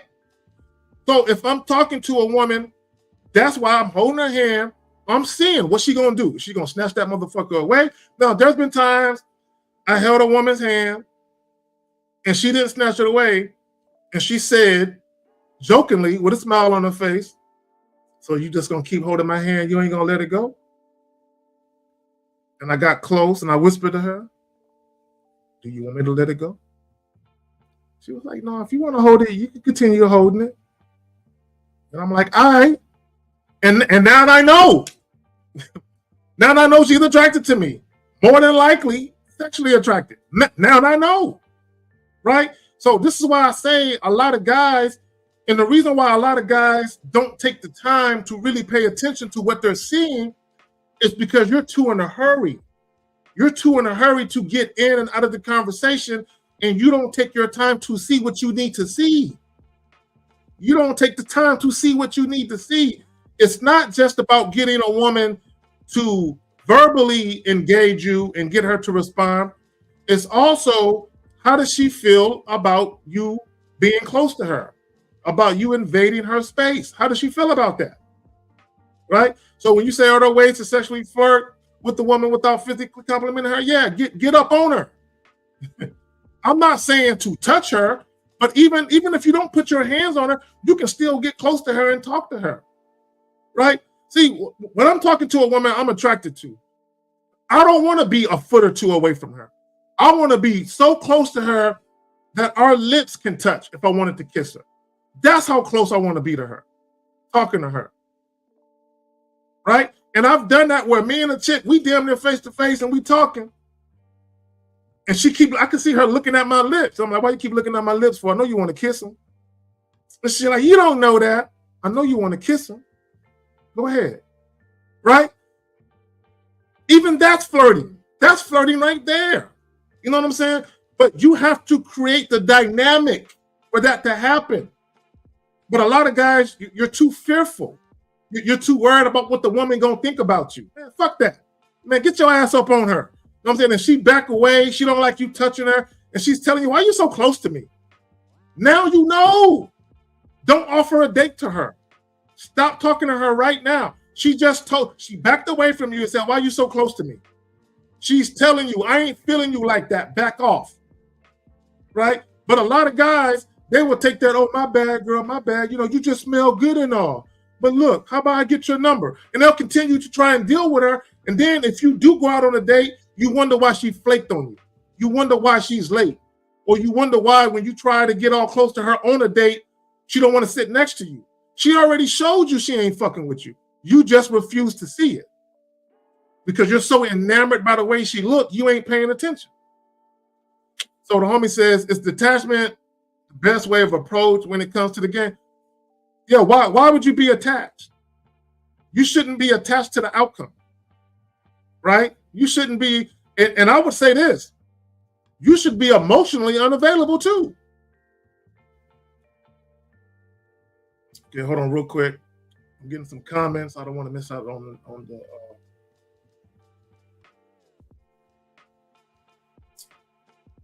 I don't want to miss out on the questions. I got a question right there. Unique. I'm gonna get you, buddy. I'll see you. You know you first up, bro. I got to get you. I'm gonna get you. Right, and I got to get Unique first, man. Like I said, he a channel member. I got to show love to my channel members. Hold on, real quick. So he says, photos can tell a lot. When she is leaning into you and placing her hand around your abdominal area versus leaning away in a photo. Yeah, bro. And let me tell you another thing that women love to do when they are attracted to you. They love to rub. Guys, when a woman starts rubbing on your chest and your stomach, she is trying to feel what you might look like naked. Okay, let me say that shit again. She is trying to feel what you might look like naked. She's feeling your pecs, seeing if you got some pecs. She's feeling your stomach to see if it's flat or if you got 6 packs or whatever, right? She's feeling it. She wants to know, right? Because she can't see you. You got a shirt on. So she's using her hand to kind of feel her way around what she might be able to visualize once you take your shirt off. So yeah, when chicks get the feeling on me, it's like it's on and popping. Yes, no doubt. So real quick, okay, so Unique says, would you say that women who just want to smash is down to sexual attraction or just fulfill a craving within the moment? I would say both. Okay, let me say this. A lot of guys don't understand this about women. And I'm not saying Unique that this is you. Let me say this. Do you know how some guys, they'll be in a night spot or they'll be out and about somewhere and they want to have sex and you'll kind of deal with a chick that she's not your first choice. Like she's not the typical chick you would come up to, but she's fuckable. Like she's good for the night. Women do the same thing. Women do the same thing where they would have sex with a guy. Like, I mean, he's okay. He's cute. But, you know, he tried to talk to me earlier. And the guys I really wanted, you know, it didn't quite happen the way I wanted. But, girl, I'm horny as fuck. I'm here. He's here. I mean, he's cute. You know, I guess, you know, I'm horny enough and he's cute enough. I guess I'll fuck him. Some women, I'm not going to put that on all women, but some women will have sex with guys that are fuckable. He's fuckable. Some women look at it the same way men look at it. He's fuckable. This is why you'll have women that'll be on that, don't call me, I'll call you. Because I'm not all that attracted to you, but you're the kind of guy when I'm horny and the guy that I really want to have sex with, when he's not around, you know, you're cute, you're okay. And because we already had sex, you're good enough in bed. You're good enough in bed for me to have sex with again. This is why sometimes a woman might have sex with you and you might not hear from her for a couple of months. It is what it is. Don't be mad at it. Just be like, I guess I'm just fuckable to her. It is what it is. You know what I'm saying? Appreciate that, fam. Appreciate that, fam. Appreciate that. All right, so real quick, I got some more questions I want to get at. Okay, and I've been that dude for some chick. I'm just fuckable. They just like, hey, I just need it hard when I'm ready. You know what I'm saying? Other than that, we don't gotta talk. We don't gotta kick it.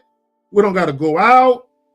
And that's that. And we maybe have sex 2 or 3 times, and that's it. And I'm not mad at that at all. I'm like, shit, I'm cool. That's just one less chick who's gonna be blowing up my phone, bugging me and shit. That's how I look at it. One less chick who's gonna be bugging me. So Zay says, how did you get out of the mindset that you have to perform or impress women? Zay, bro, you've been listening long. Bro, you've been listening too long to ask this question. You've been listening too long to ask this question.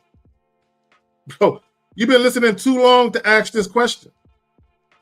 Bro, be yourself, fam. Let women know what you want to do. See, the reason why you feel a need to perform or impress women is because you don't like who you are. So you feel a need to concoct this fictitious personality to try and get women to like who you think they would like. Oh, let me try and be this way or that way, because women don't really like who I am, or women wouldn't like me for who I am. So let me try and concoct or craft this phony persona because I think this is what women will like. Stop doing that. Stop doing that. Zay, you got to learn how to like who you are. You got to learn how to love who you are. That's how you get out of that mindset, is start actually having a high degree of self-esteem, confidence, become a self-assured man, learn how to actually love and value yourself. That's how you get out of that. See, bro, a lot of this shit, it's a mentality thing. It's a switch that you need to flip. You need to switch your mentality, right? That's all that it takes, right? Stop valuing women because they have a vagina. Stop valuing women because she's cute to you or she got a nice body. Stop doing that, right? This is why you feel like you need to impress women, because you think they have value and you don't. Because if you actually felt like you had value as a man, you wouldn't feel the need to perform or impress women. You wouldn't feel a need to do that if you actually felt like you had value. So your issue, Zay, is the fact that you have low self-esteem. You don't have no confidence. You an insecure dude who don't believe in himself. Fix that. Find out why that is. And then you can stop being the way that you've been. So he says, you literally reading ARC's Mode 1 right now, man. Nah, bro. Let me tell you something. Shout out to ARC. Mad love for ARC. Nah, bro, I am who I am. You know what I'm saying? I've been straight up with women long before I came to the internet. Okay, the internet didn't change my approach to women. Okay, what I found on the internet is a lot of like-minded men who view shit similarly to how I view it, right? I ran into a lot of like-minded men who are kings, who are dominant, authoritative men who don't play. They don't pedestalize women, and they deal with women on their terms. And when they want something, they let women know unapologetically. That's what I found, and ARC is one of them. That's why I gravitated to ARC. Lucario, Miles, Steve, Fifth, King Dre, Ron Wills, and there's a bunch of other guys. Okay, all of the Game Kings, right?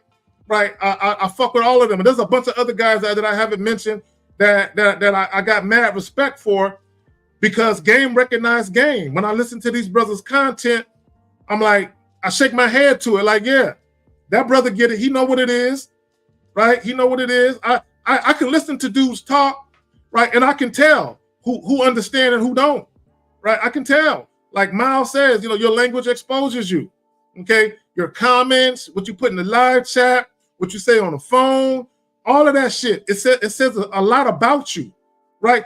Guys don't understand the power of words. You can type out a sentence. One sentence can tell people a lot about you. It tells people your thought process. And once people understand your thought process, they know exactly how to deal with you. Speaks volumes of you. You know what I'm saying? I just want people to understand that. So he says, I don't know if this question will make sense, how I frame it, but here it goes. How can I tap into the mental aspect of women by using my words to influence her? Bro, okay, C-Boy 27.5 or 2075, rather. I want you to listen to the show tonight at 7 p.m. Central Standard Time with myself and Steve. And C-Boy, I've seen you comment underneath some of my videos, so I know you watch some of my shit. I need for you to really take in the information. Take it in. Take in the information. Let it filtrate through your body and your mind, bro. Pause. You know what I'm saying? Let it filtrate through your mind. Let it get into your consciousness and let it marinate and really think about some of the shit that I say. And whatever you feel like you can utilize, go out in the real world and apply it, right? Part of attaining knowledge is seeking the information. Once you get the information, you got to go apply it. Applying the information or knowledge is wisdom, right? So a lot of people, they get the knowledge, they get the information, you eat, but you don't apply it. That means you're not a wise man. Okay, you can't, even when you learn your lessons, when you're out here in the real world and you deal with people and fucked up shit happens, right? If you don't learn from it and you continue doing the same shit that got you in that predicament, that means you're not applying the information. You're not a wise man, right? Like guys who keep going back to jail for the same shit, they're not wise. Okay, either learn a better way to be a criminal or just stop doing crime. One of the two, right? So when you talk about how can you tap into the mental aspect of a woman by using words, you got to tap into who you are first. Guys, let me tell y'all something, just in case you don't know. Okay, you can get women. Okay, you can even get into a relationship. Okay, you can have sex without being able to influence women. Okay, let me say that shit again. You can get into a relationship. You can have sex with multiple women without really being able to influence women. The problem you're going to run into is the treatment you're going to get. See, a lot of guys think because they can get a girlfriend that's all I need. I can get a girlfriend. Cool. Or if I can get some sex, I can get some sex. That's it. But look at the treatment that you get, though. Okay, this is why guys are dealing with women who are disrespectful. We treat them like shit. Okay, we've had callers call into the live joints where their girlfriends are literally calling them bitches. You're a bitch, right? Only a woman you have no influence over will call you a bitch. How a woman speaks to you, how a woman treats you, will tell you whether or not you have influence in that situation with that woman, right? Part of that is you have to have influence over yourself, right? And a woman has to be able to see that you have standards and you have a structured life. You have a way that you do things and you're very consistent with that. That alone can influence women because they want to buy in to what you're doing. They want to be a part of what you got going on. And because they want it so bad, that's going to compel them to get in where they fit in. That's going to compel them to deal with you on your terms. Okay, do you know how much influence you have to have for a woman to deal with you on your terms, for her to take her agenda or whatever it is and put that to the side and say, I'm riding with him. I'm riding with him. I believe in what this man got going on. I want to be a part of that and I'm going to submit to that, right? But you first have to influence yourself for you to be able to present your most authentic self to women. And then women will decide whether or not they see the value in dealing with you. And if they see the value in dealing with you, they're going to bring value to you.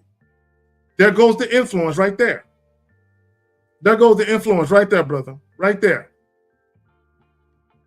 But you got to believe that yourself, man. You got to, like, I can't hear the thing real quick. And Mao said it best. All we can give you is best practices. You ultimately have to make the decision to make your choices. All we can do is give you best practices. You ultimately have to make a decision as to what action you're going to take. So I could sit here and say what I would do or what I wouldn't do. But you're not me and I'm not you, right? A lot of you guys, you have a lot more patience than me. So you're not going to conduct yourself around women the way that I will. Why? Because I have zero patience. You have all the patience, right? I have zero tolerance when it comes to women. Maybe you're more tolerant, right? Like I literally, yo, man, I wish I had the fucking comments. There was literally a Facebook post where guys were okay with women being late for dates. Guys were literally saying, you know, I give women a 15-minute window. Why would you give a woman a 50? Why? Like, bro, I don't give women no window. Don't be late, right? Don't be fucking, I don't give you no fucking window to be late. Now, what I will do is, if you're running late, okay, for any woman listening, okay, if you're running late, you better call me before the time. If I tell you to meet me at 7 o'clock and you call me at 7 o'clock to tell me you're running late, the date is over. If I tell you to meet me at 7 and you call me at 7, meaning you're not there, you're calling or texting me at 7 to tell me you're running late, the date is over. The average guy, the date isn't over for him. And he'll wait there for 20 minutes, 30 minutes. There are guys who have waited hours for women. Who does that? And see, and do you think those guys have influence over women? No, they're being influenced by the woman, which is why they would even wait. So once a woman knows that you are influenced by her, why in the fuck would she want to follow your program? She's in a lead position. She's the leader. Why would she want to give that up to a man who's willing to follow her? Now listen to what I'm saying. We're talking about influence. If a woman knows she's in pole position, she's the leader, and she has the ability to direct you where she wants you to go, and you're willing to follow her, why would she give that up? She has no incentive to give that up.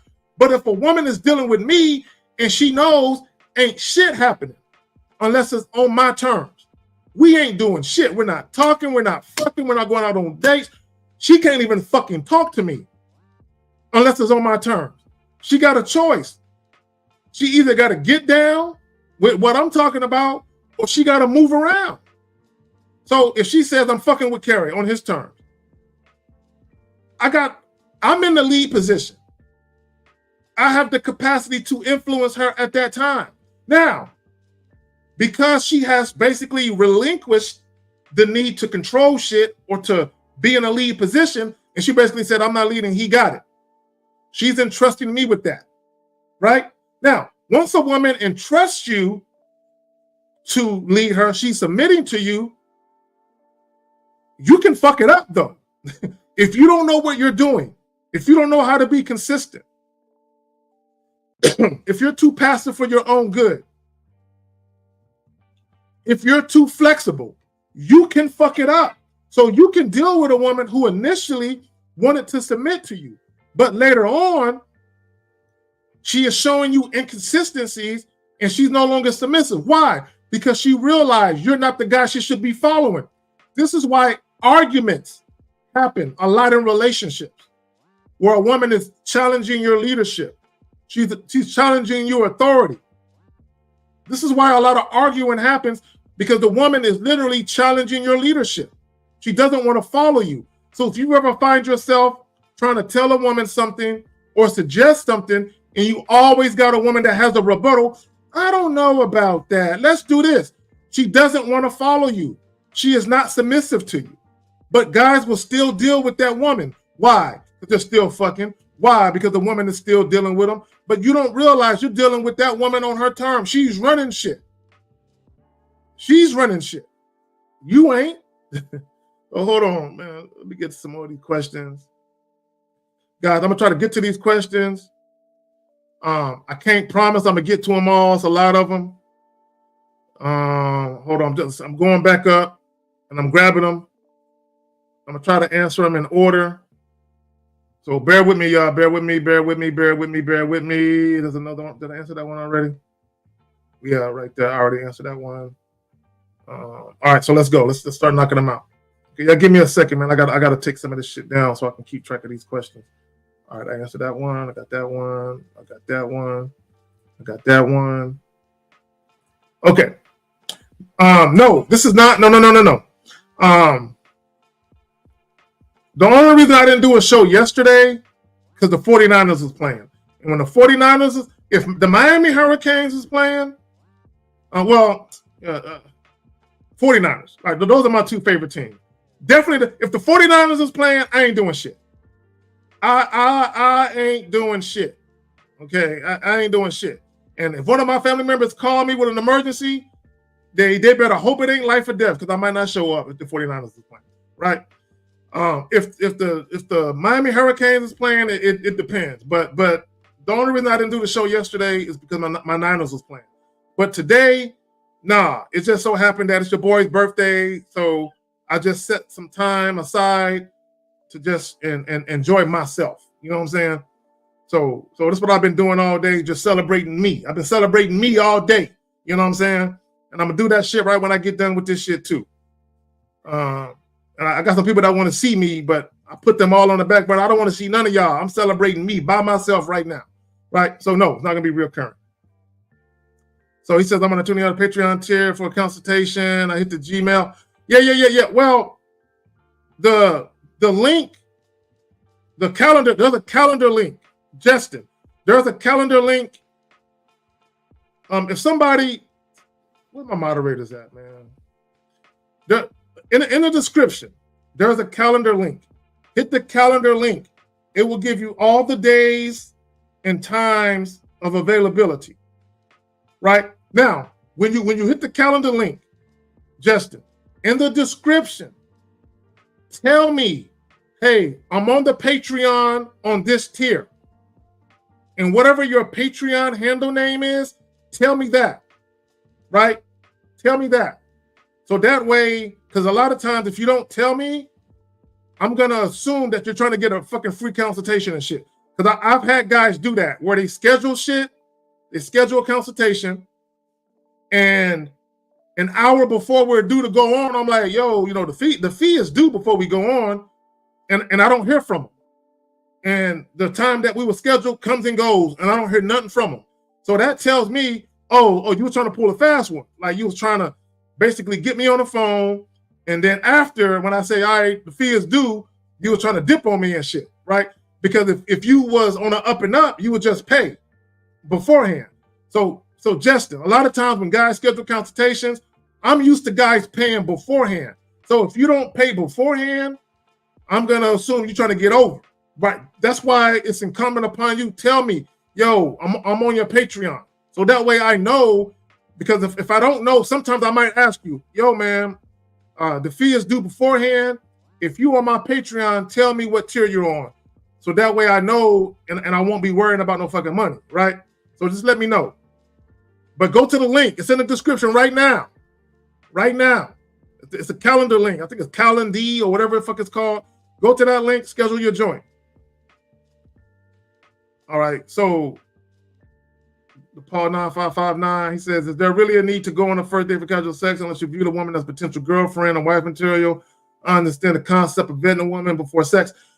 My thing is, if all you want is sex, and you know beyond any shadow of a doubt, I don't want a girlfriend right now. I just want sex. I don't care if it's a fuck buddy situation. I don't care if it's, I just want to smash once or twice and I'm cool.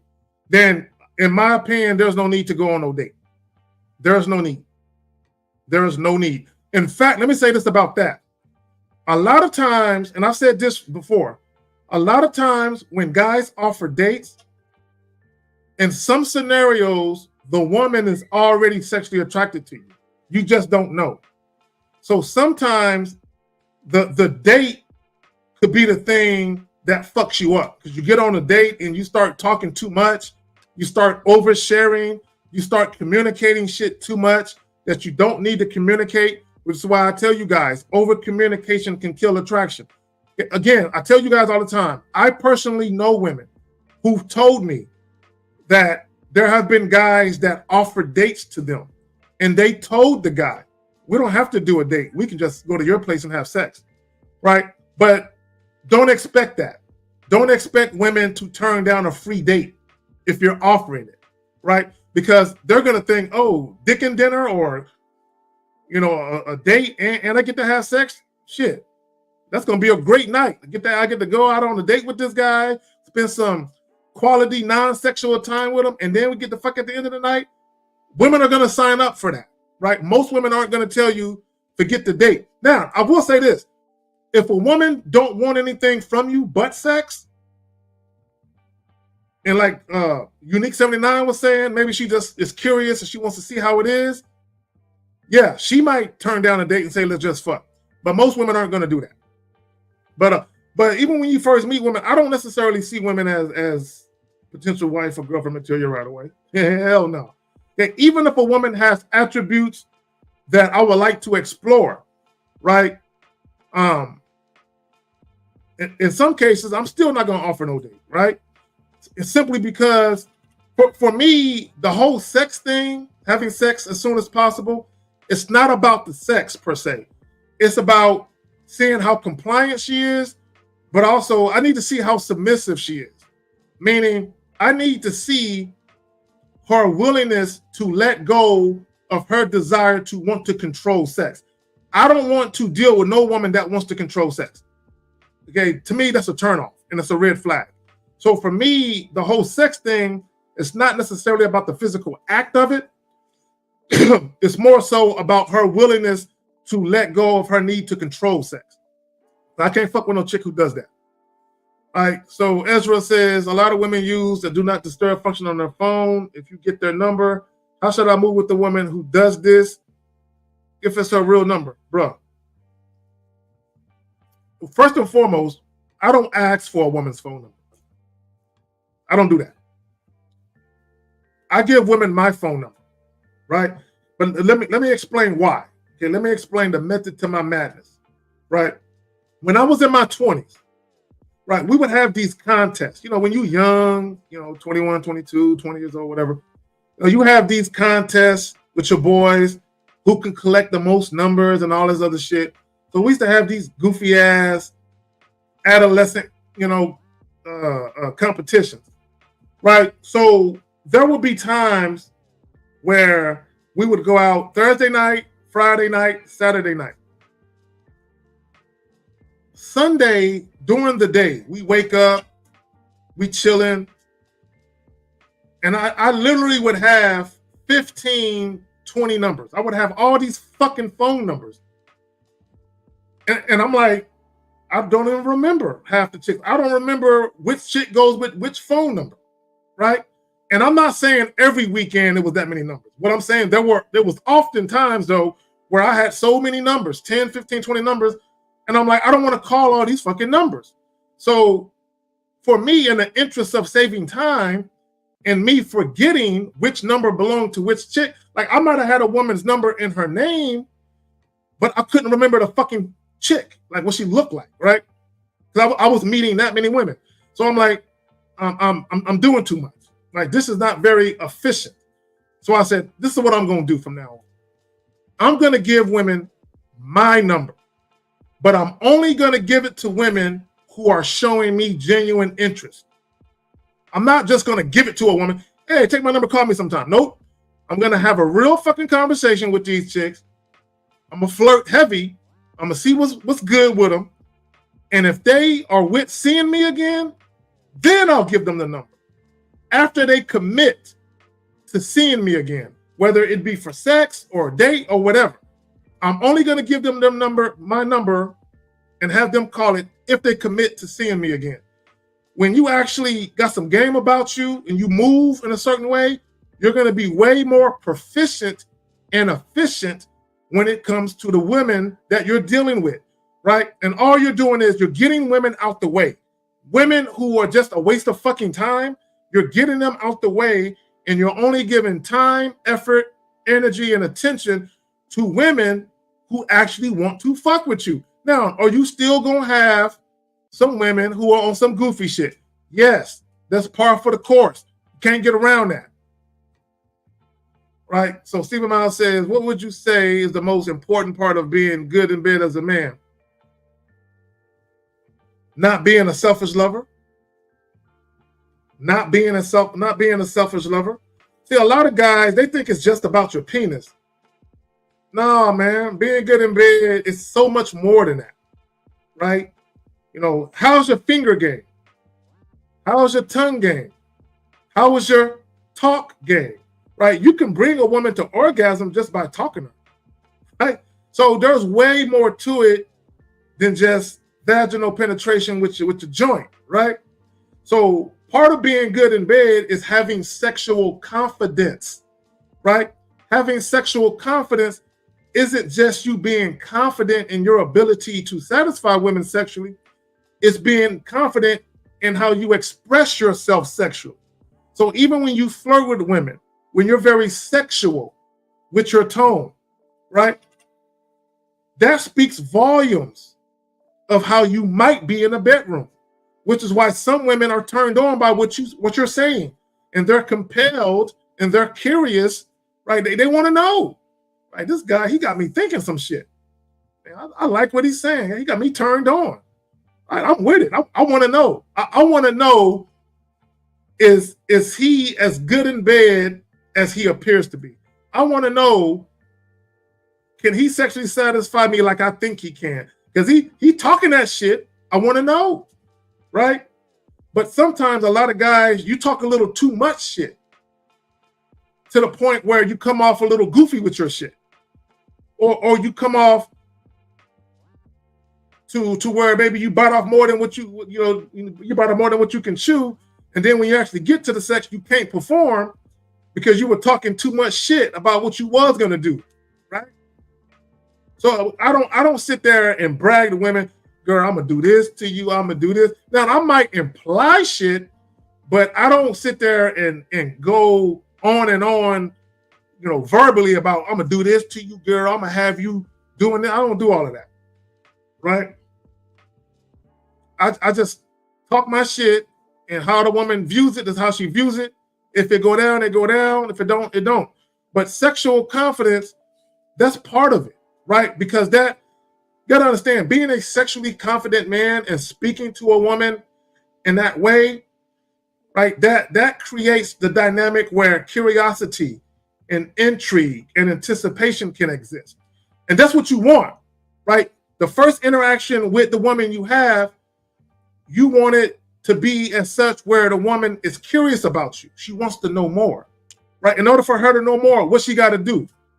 She got to link up with you again, right? Which is why you're telling her, meet me here on this day at this time, right? The curiosity, the anticipation, and the intrigue is going to compel her not only to be there, but to have her ass there on time, right? Right. Also, it's going to compel her to call you, right? When you actually give the number, she has a built-in incentive to call you because of the anticipation, the intrigue, and the curiosity.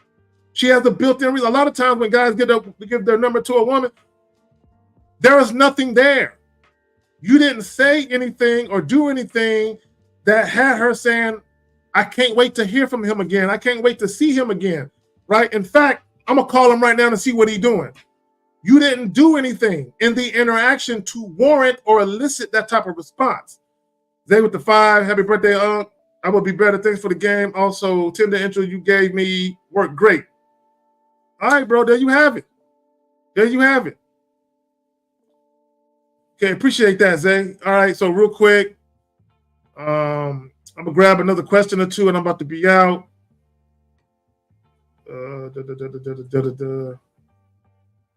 Hold on real quick. So the homie says, K-Zaggin, when you're on the first date, you said drinks only, and she inquired about the food menu. All right, so Unique, do you really want to know what I would say if she inquired about eating? Do you really want to know what I would say? So let's say we out on a date. Let me just give you a scenario. We out on a date, and she says, I'm hungry.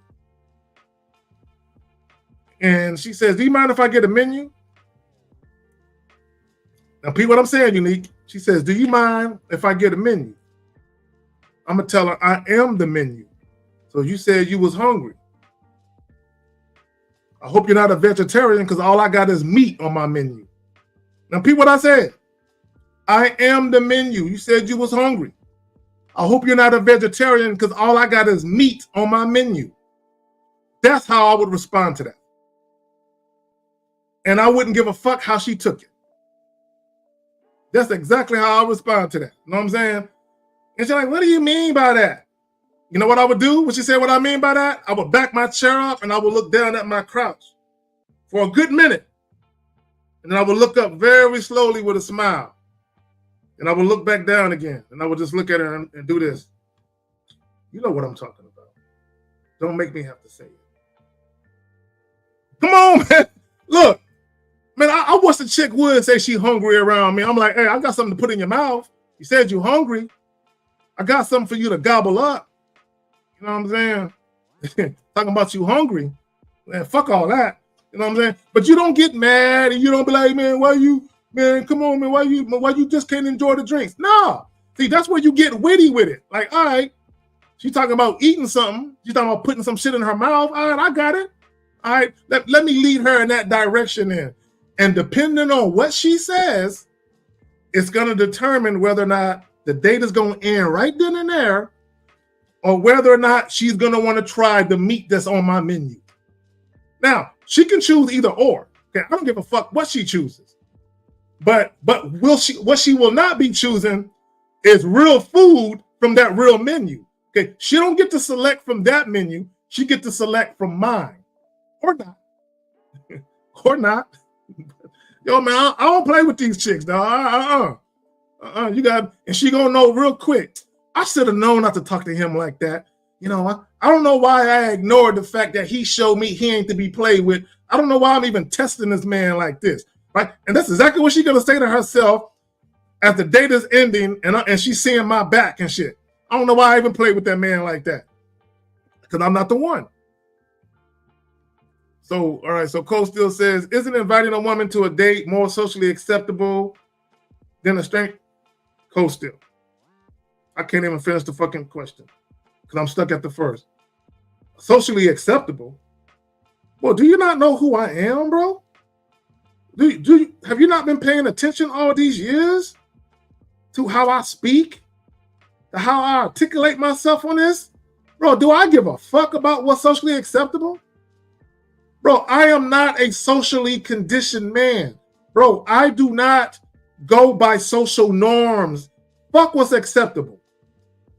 I'm inevitable. Come on, man. I'm inevitable. What did he say? I'm inevitable. Fuck what's acceptable. I don't give a fuck what's acceptable. I don't, bro, look. It's important for me to introduce women to the most authentic, brash, dominant, I don't give a fuck version of me.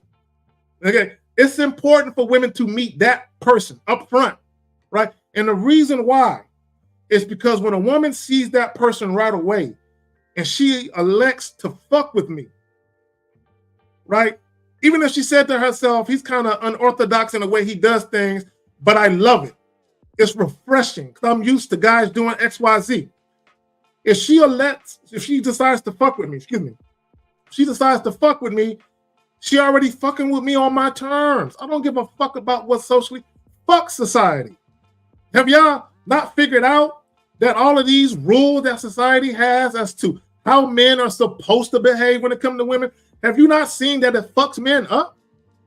That men are fucked up in the game because they're doing what's socially acceptable? Man, fuck society. I do what's acceptable to me, what works for me. So all of these societal standards, they don't work for me.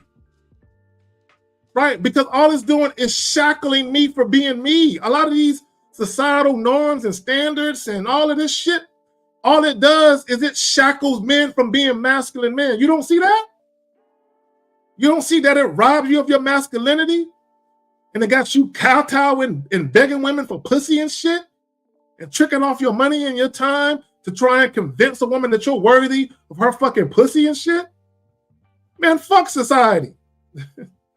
God damn it. Shit. Man, Thanos, I couldn't remember his name. Send me and said I could not remember his name for the life of me. It was on the tip of my tongue. Thanos, yes, I'm inevitable. I'm inevitable. Meaning that every woman out there, it's inevitable that she's going to run into a dominant, authoritative, transparent man who don't give a fuck, right? It's inevitable. It's a must that every woman runs into a motherfucker who think like me. Even if it ain't me, it's important and imperative so she can understand that not every guy out here is a fucking pussy. Not every guy out here is going to pedestalize you. Not every guy out here is going to deal with you on your terms. No, there are men out here.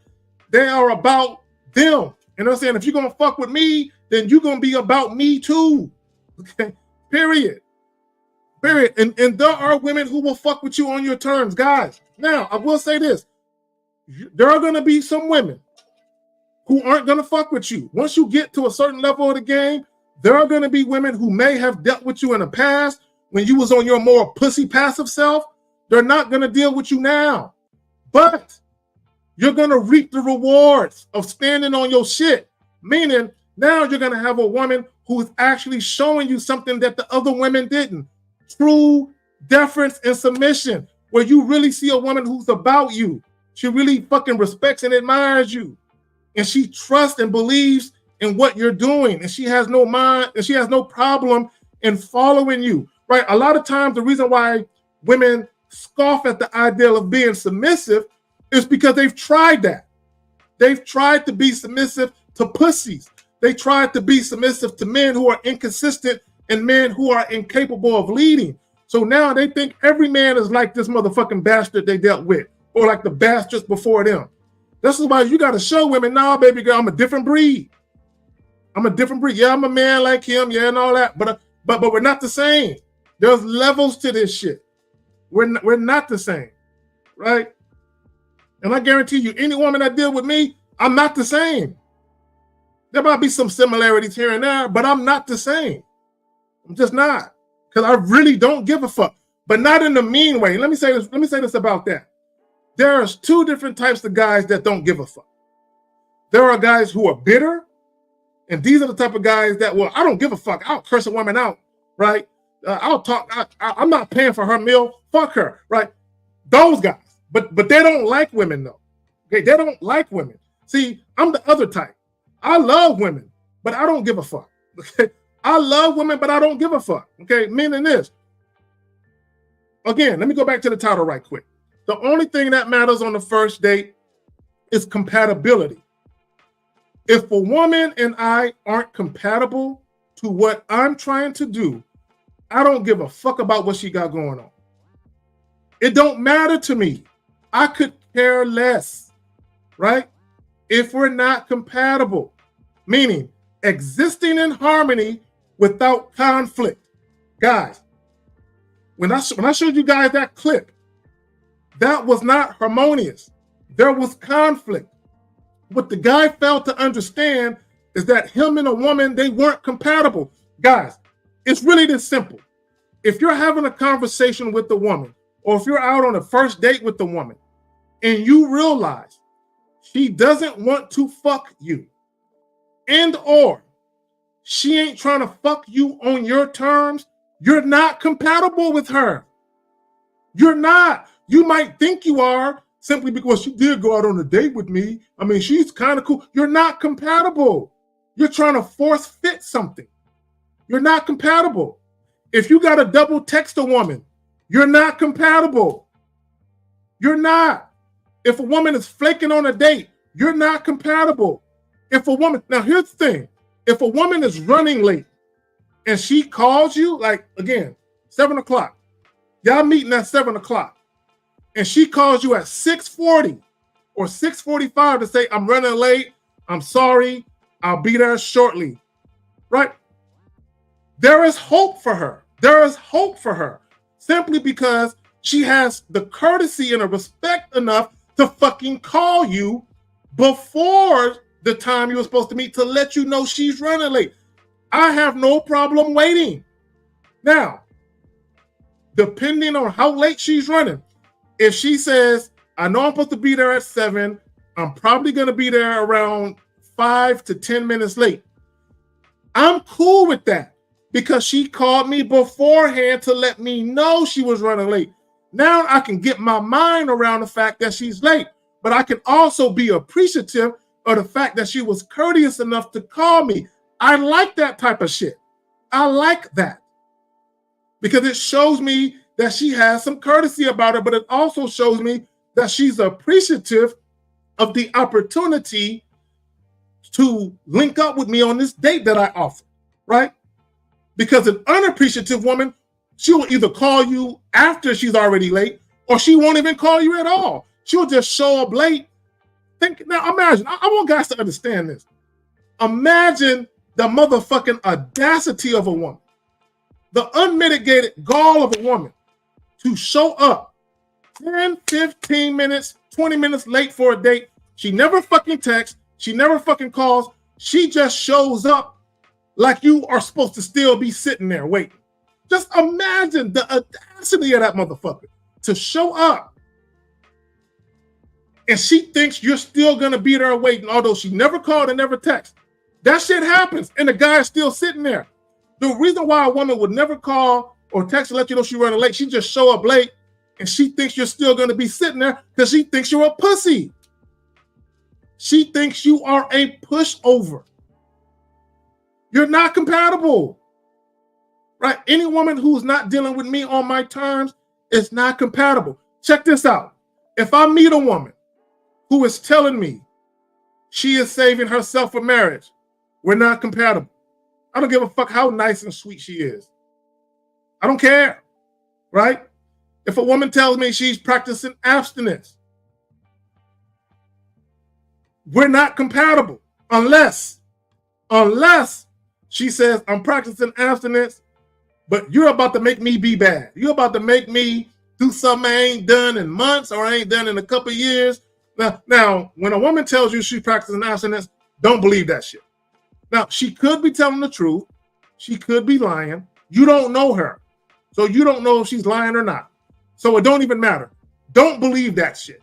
Okay? It don't even matter if she's telling the truth or not. Don't believe that shit. Don't, because you can't prove it, right? So my point is this. Let's say for the sake of argument, she's telling the truth. Let's say she hadn't had sex in a year and a half and she's practicing abstinence. If I'm not the type of guy she is breaking that rule for, we're not compatible. We're not compatible. So if she's been dating other guys for weeks and months and then she stopped fucking with them and didn't have sex with them, I'm going to be the guy she fucks in a week. I'm going to be that guy.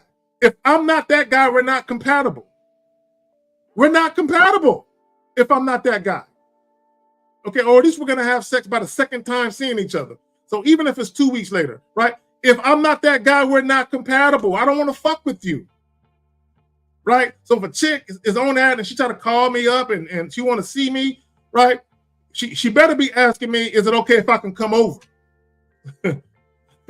Right? No, can you meet me over here at this location on some non-sexual shit? We're not compatible.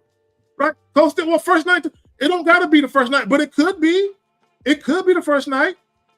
It could be, right? But I'm not necessarily pressed for that. Right? Don't got to be the first night. Right? Now, if we're talking about now, let me say this. If we're talking about fucking and we got plans to go fuck, and if it don't happen on the first night, depending on why it didn't happen, that's going to determine whether or not I fuck with her or not. That's going to determine whether I fuck with her or not. Like an example would be this. Like, let's say we talk about having sex that night. Like we talk about leaving. And then she go tell her friends, oh, you know, I'm going to go ahead and leave with him. And let's say she come back, oh, my friends won't let me leave. Then depending on how I feel, I might be like, let me go ahead and leave this girl alone. Right? Because if her friends got that type of influence, you know, I don't want to fuck with her. Right? Depending on how I feel, I might be like, all right, we ain't got to do it tonight. Tomorrow night. Tomorrow night? You free tomorrow night? So let's say, oh, my friends don't want me to leave because I just met you and then no one knows you and all this. Okay, cool. All right, how about tomorrow night? How about we catch up tomorrow night? I don't know. Maybe we should do a date after all. Oh, nope, not interested. Nope. You know, hey, go back to your friends, right? So it just kind of depends because at the end of the day, it's still got to be on my terms, though. It don't necessarily got to be the first night, but it still got to be on my terms. You know what I'm saying? I can't let women string me along. And I can't let women change the terms of what we initially agreed to. So let me go a little further with that. Okay, let me tell another story. And I told you the story before. I told you guys the story of how I met the chick at a night spot. And we were, you know, doing some freak dancing, dirty dancing type shit. And you know, she got all wet, all wet and hot and bothered. And I tried to take her home that night. And she basically told me she's down, you know, for the sex shit, but not that night. She said, I'm not leaving with you tonight, but we can do it another time. I'm like, all right, cool. So I gave her the phone number and I said, well, hit me up when you're ready to make that happen, right? So as soon as I gave her my number, she calls me, right? We're on the dance floor talking. I give her the number. She puts it in the phone. She calls me right away and she says, you have my number too. I'm like, all right, cool, right? So the next day, which was a Saturday. Now I met her on a Friday, right? The next day, Saturday, I just said, fuck it, let me call her up. Let me call her up and see what she's up to. So I called her up And some of you heard this story before. But for those of you who haven't, here you go. Right? So I called her up and I said, yo, let's get together this evening and finish what we started last night. And she was like, okay, but right now I'm going to dinner with some friends. Right? She was going to dinner with some girlfriends. She asked me, do you want to come? I'll pay. Right?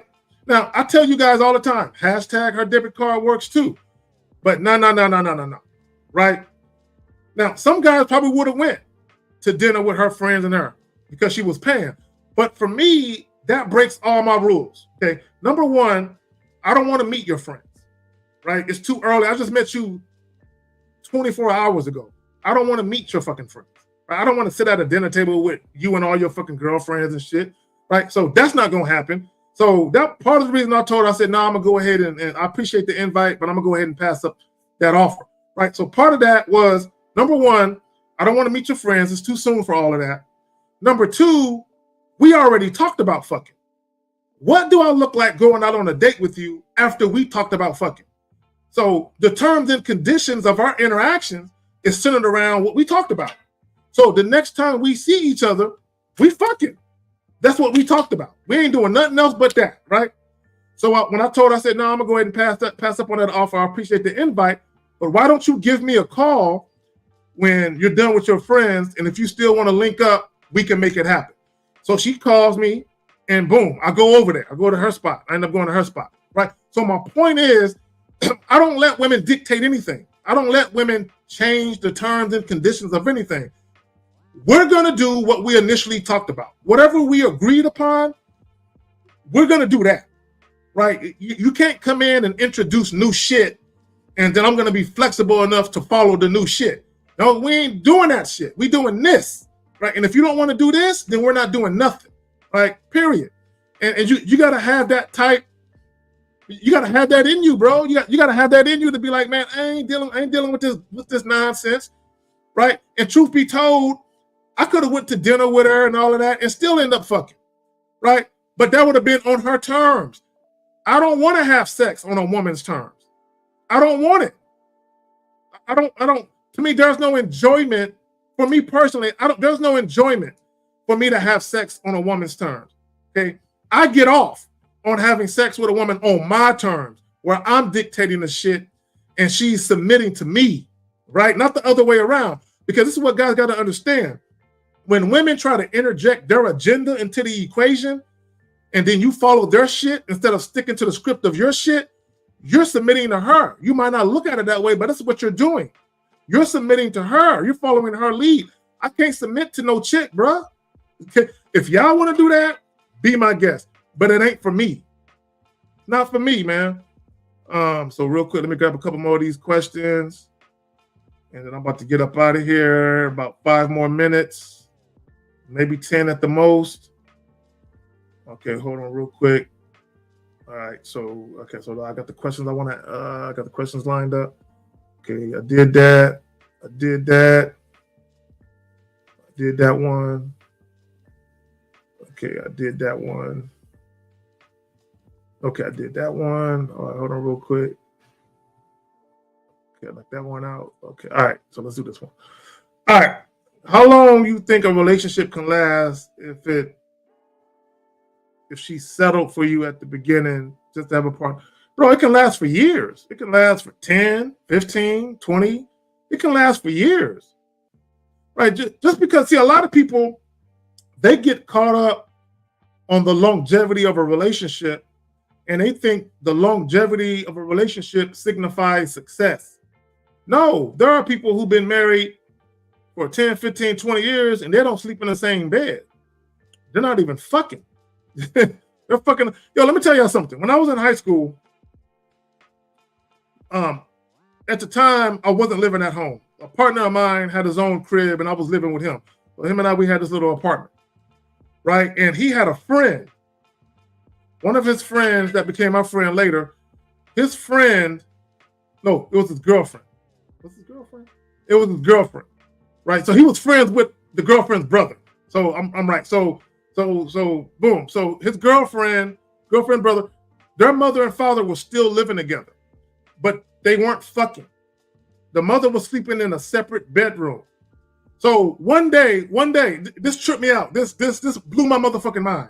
One day, I'm at their house, right? I'm at my homie's girlfriend's house, right? Her mother is there, her father there. I'm cool with the whole family now, right?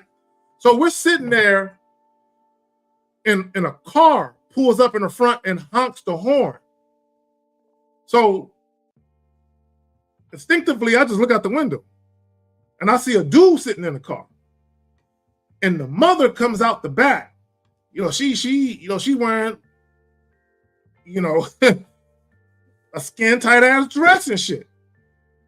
And I'm looking around. I'm looking at. At first, I didn't know the arrangement. I'm looking at the husband. I'm looking at the mother, the daughter, and the son. And I'm seeing her go out to this car with this dude, and they're seeing me look around all mystified, and they're laughing at me because I didn't know. Everybody else knew in the house. They're looking. Oh, we're not together. She just stays here for convenience, but she dates other men, and we're no longer together. But she's doing her thing, but she's just staying here. And I'm like, oh, okay, all right. What I'm a teenager in high school, so it blew my mind to see that shit, right? So the point I'm trying to make with that story is they had been married for probably 15 plus years at that point. But they were no longer fucking. They were no longer romantically or sexually involved at all. It was just the appearance of from the outside looking in, everyone know that they're married. They still live in the same house, but she getting picked up at the crib by other dudes and shit. That shit blew my motherfucking mind. I mean, now that I'm older and I done seen so much shit, it's not surprising that people have that type of arrangement. All right, Simeon Sam says, this girl and I are sexually attracted to each other, but I don't know where we can find a place to have sex. There's a hotel near my house, but I currently don't have enough cash. Bro, tell her to pay for it. Guys, women will pay for hotels. Y'all know how many... Look, let me tell y'all something. Okay, look. Let me tell y'all something. There was a time where I didn't have a car when I was much younger. There was a time I didn't have a car. There was a time where I didn't have a place of my own. Do you know I had chicks that had cars? They would come pick me up where I was staying. Like I had partners where I was staying with them periodically where I'm sleeping on a fucking couch. The chick will come pick me up from where I would. Now here I am. I don't have a car. I didn't have a car. And I'm sleeping on a fucking couch. I'm living my life out of a fucking hefty bag, right? Chick had a car. Chick will come pick me up from my partner's crib, then drive me back to her house, feed me, cook something for me, and we would fuck. Or we would fuck first, then she would cook something later. There were other times where a partner of mine had a crib, and I didn't have a crib, and I didn't have a car either. And I would catch the bus to my partner's crib. And I would say, man, let me use your crib right quick. I got a chick that want to fuck. I would catch the city bus to his crib. The chick had a car. She would show up. And he would be in his bedroom doing whatever he was doing. And we were in the living room smashing.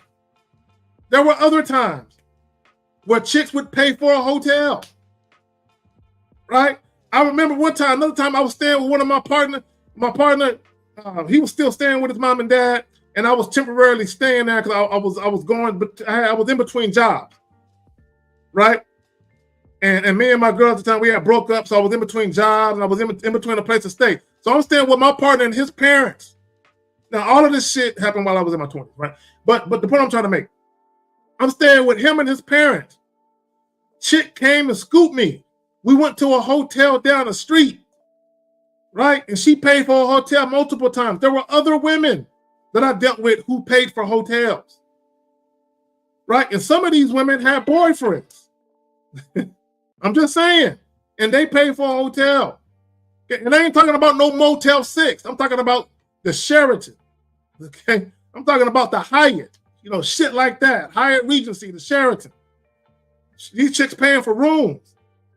Not just one or two, multiples, right? Bro, all you got to do is tell chicks what you want. Just tell them. Hey, I'm going to need you to get this hotel room. Now, she could tell you no, right? And if she tell you no, just understand this. She is not submissive to you, and she doesn't want to have sex with you bad enough. Period. If a woman tells you no, she doesn't want to have sex with you bad enough, and she is not submissive to you. So once I find that out, I don't want to deal with her anyway.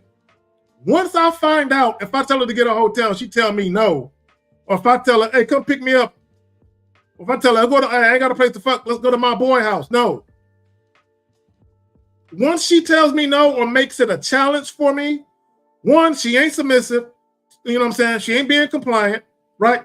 And she don't want me bad enough to make it happen. Why would I want her anyway? So her telling me no is like, okay, now I know she don't want to fuck with me like I need her to.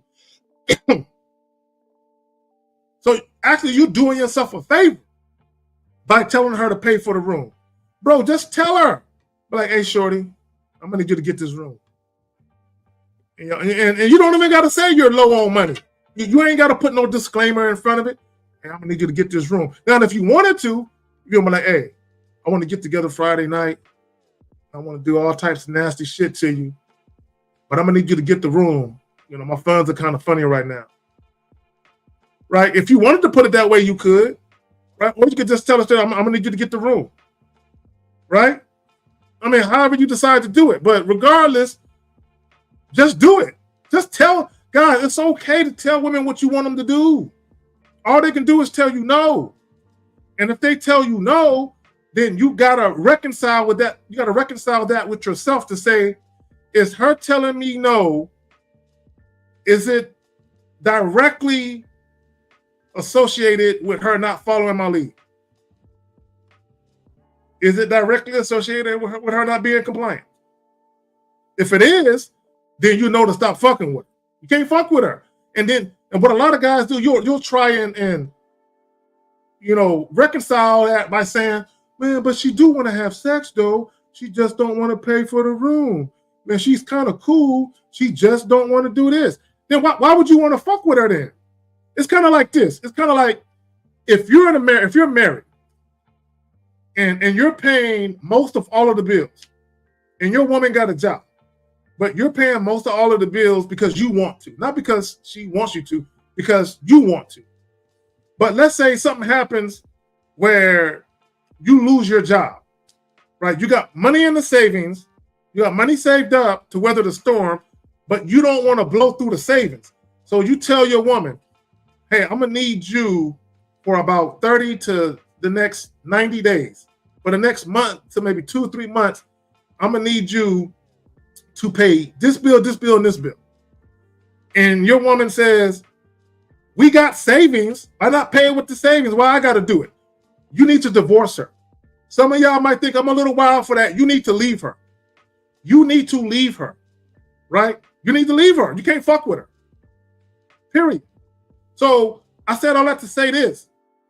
When you get to the point where you want your woman to, let's say she ain't working and you lose your job, you know, you might have to tell her, hey, I'm gonna need you to get a job so we can weather the storm. I don't want to work.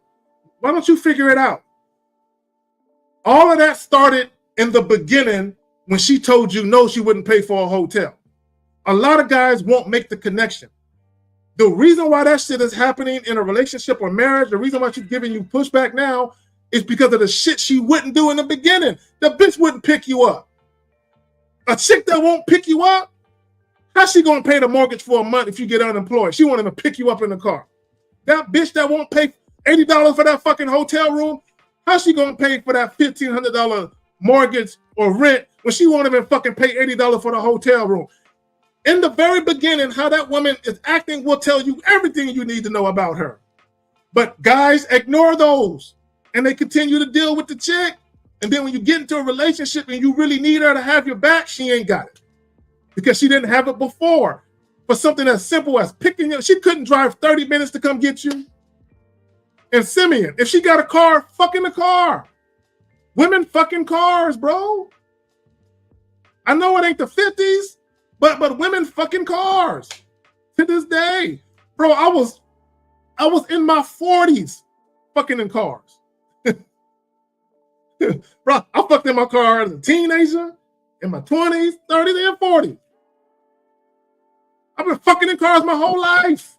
Now, that doesn't mean that I didn't have another place to fuck, but sometimes when you're in a car with a chick and y'all get hot and bothered, you don't want to spend 20 minutes driving. Both of y'all want it now. So you just pull over somewhere and just like, we can get it on now. You know what I'm saying? But chicks are still fucking in cars, man. Like, y'all can't be afraid to tell women what you want, man. I have no problem. And if I'm in public and I want some ass, hey, I'm gonna need you to go to that bathroom. See if anybody is in that bathroom. And see if it's dirty or clean, right?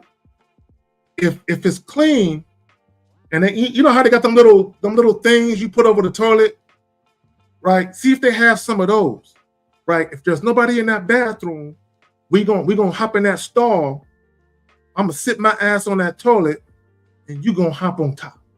Y'all know how many times I've done that? Especially at the mall. I've done that shit. Sometimes you just get in the mood and you don't want to wait. Like, man, I don't want to wait 20, 30 minutes to drive to the crib. I want it now. You know what I'm saying? And the chick be wanting it now. And look, when the chick want it now, there's no hornier time you're going to get a woman when she wants it now. Because if you wait 20, 30 minutes, that feeling she had can dissipate. So sometimes you're like, man, I better give it to her now. You know what I'm saying? So anyway, let me hop to the next joint. So he says, what's your thoughts on the 48 Laws of Power? Is a good book to master. Okay, in fact, I'm glad you brought that up, C8, because I've been derelict in my duty, because I told you guys for my channel membership people and maybe for the Patreon, I was going to cover the 48 Laws of Power. I was going to do a video on each law, and I've already recorded Law 1. I just haven't released it yet. I got to edit it, right? But I'm doing a video on each law. Let me just say this about the 48 Laws of Power. There are some things you can take from it, but there's a lot of deception and manipulative strategies in that book that I would not employ. I would not use, right? It's some shit in there that's kind of underhanded, right? But it teaches you how to deal with your enemies. And when you're dealing with enemies, you know, you might employ some underhanded tactics, you know what I'm saying, to get over. But I don't look at women as the enemy, right? So I wouldn't use no underhanded tactics to deal with women. I just tell women the truth, and is they fucking with her or they not, right? But I think it's a good book, though. I think there are a lot of good things you can take from it that you can definitely utilize in your life. But here's the thing about books, right? Like, even when I'm talking now, right? I'm facilitating knowledge in a form of information, right? That's all a book is. Someone has some knowledge. They use the book to facilitate it in written form or audio form or whatever. So there's information. You're getting information. The problem with information, if you don't apply it, it's useless. It's useless. You know what I'm saying? Like the shit I'm talking right now, the shit that we do on the Manhood Skill Set show, the realgamenotheory podcast, all of that. All this knowledge is being bestowed upon you. All this information is out there. So whatever you don't feel like you can utilize, you take, you throw to the side. Whatever you can utilize, you take, and you got to apply it, though. You got a lot of guys, they like the message, but they're too scared to apply it. And the reason why you're too scared to apply it is because you're still stuck in that mental shackle of what society told you should do as a man. You let society tell you how you should move as a man. Okay. Oh, shit. Okay. All right, guys. All right. On that note, I got a previous engagement I got to tend to. Like the video on the way out. For the guys' questions I didn't get to, my bad. I got something I got to tend to that requires my attention post haste. Like the video also at 7 o'clock p.m. Central Standard Time. Tune in for the Sex Talk Show with myself and Steve the Dean Williams. Also, when you come in, make sure to sub to Steve's new channel, right? Sub to his new channel. People have been asking me what happened to his channel. It's gone. I mean, there's nothing else to say. You know what I'm saying? It's gone, right? If you want more detail about that, you got to ask Steve. It's not my place to tell you exactly what happened because I don't even know exactly what happened. I just know some foul shit happened, right? So if you want to know, ask him. Ask him directly. Maybe he'll tell you, maybe he won't, right? Like the video. I appreciate all the moderators. My apologies to all you guys for the fucked up shit with the Skype calls. Your boy Zach is going to get it together one day. I don't know when, but one day. I'm out. Like the video.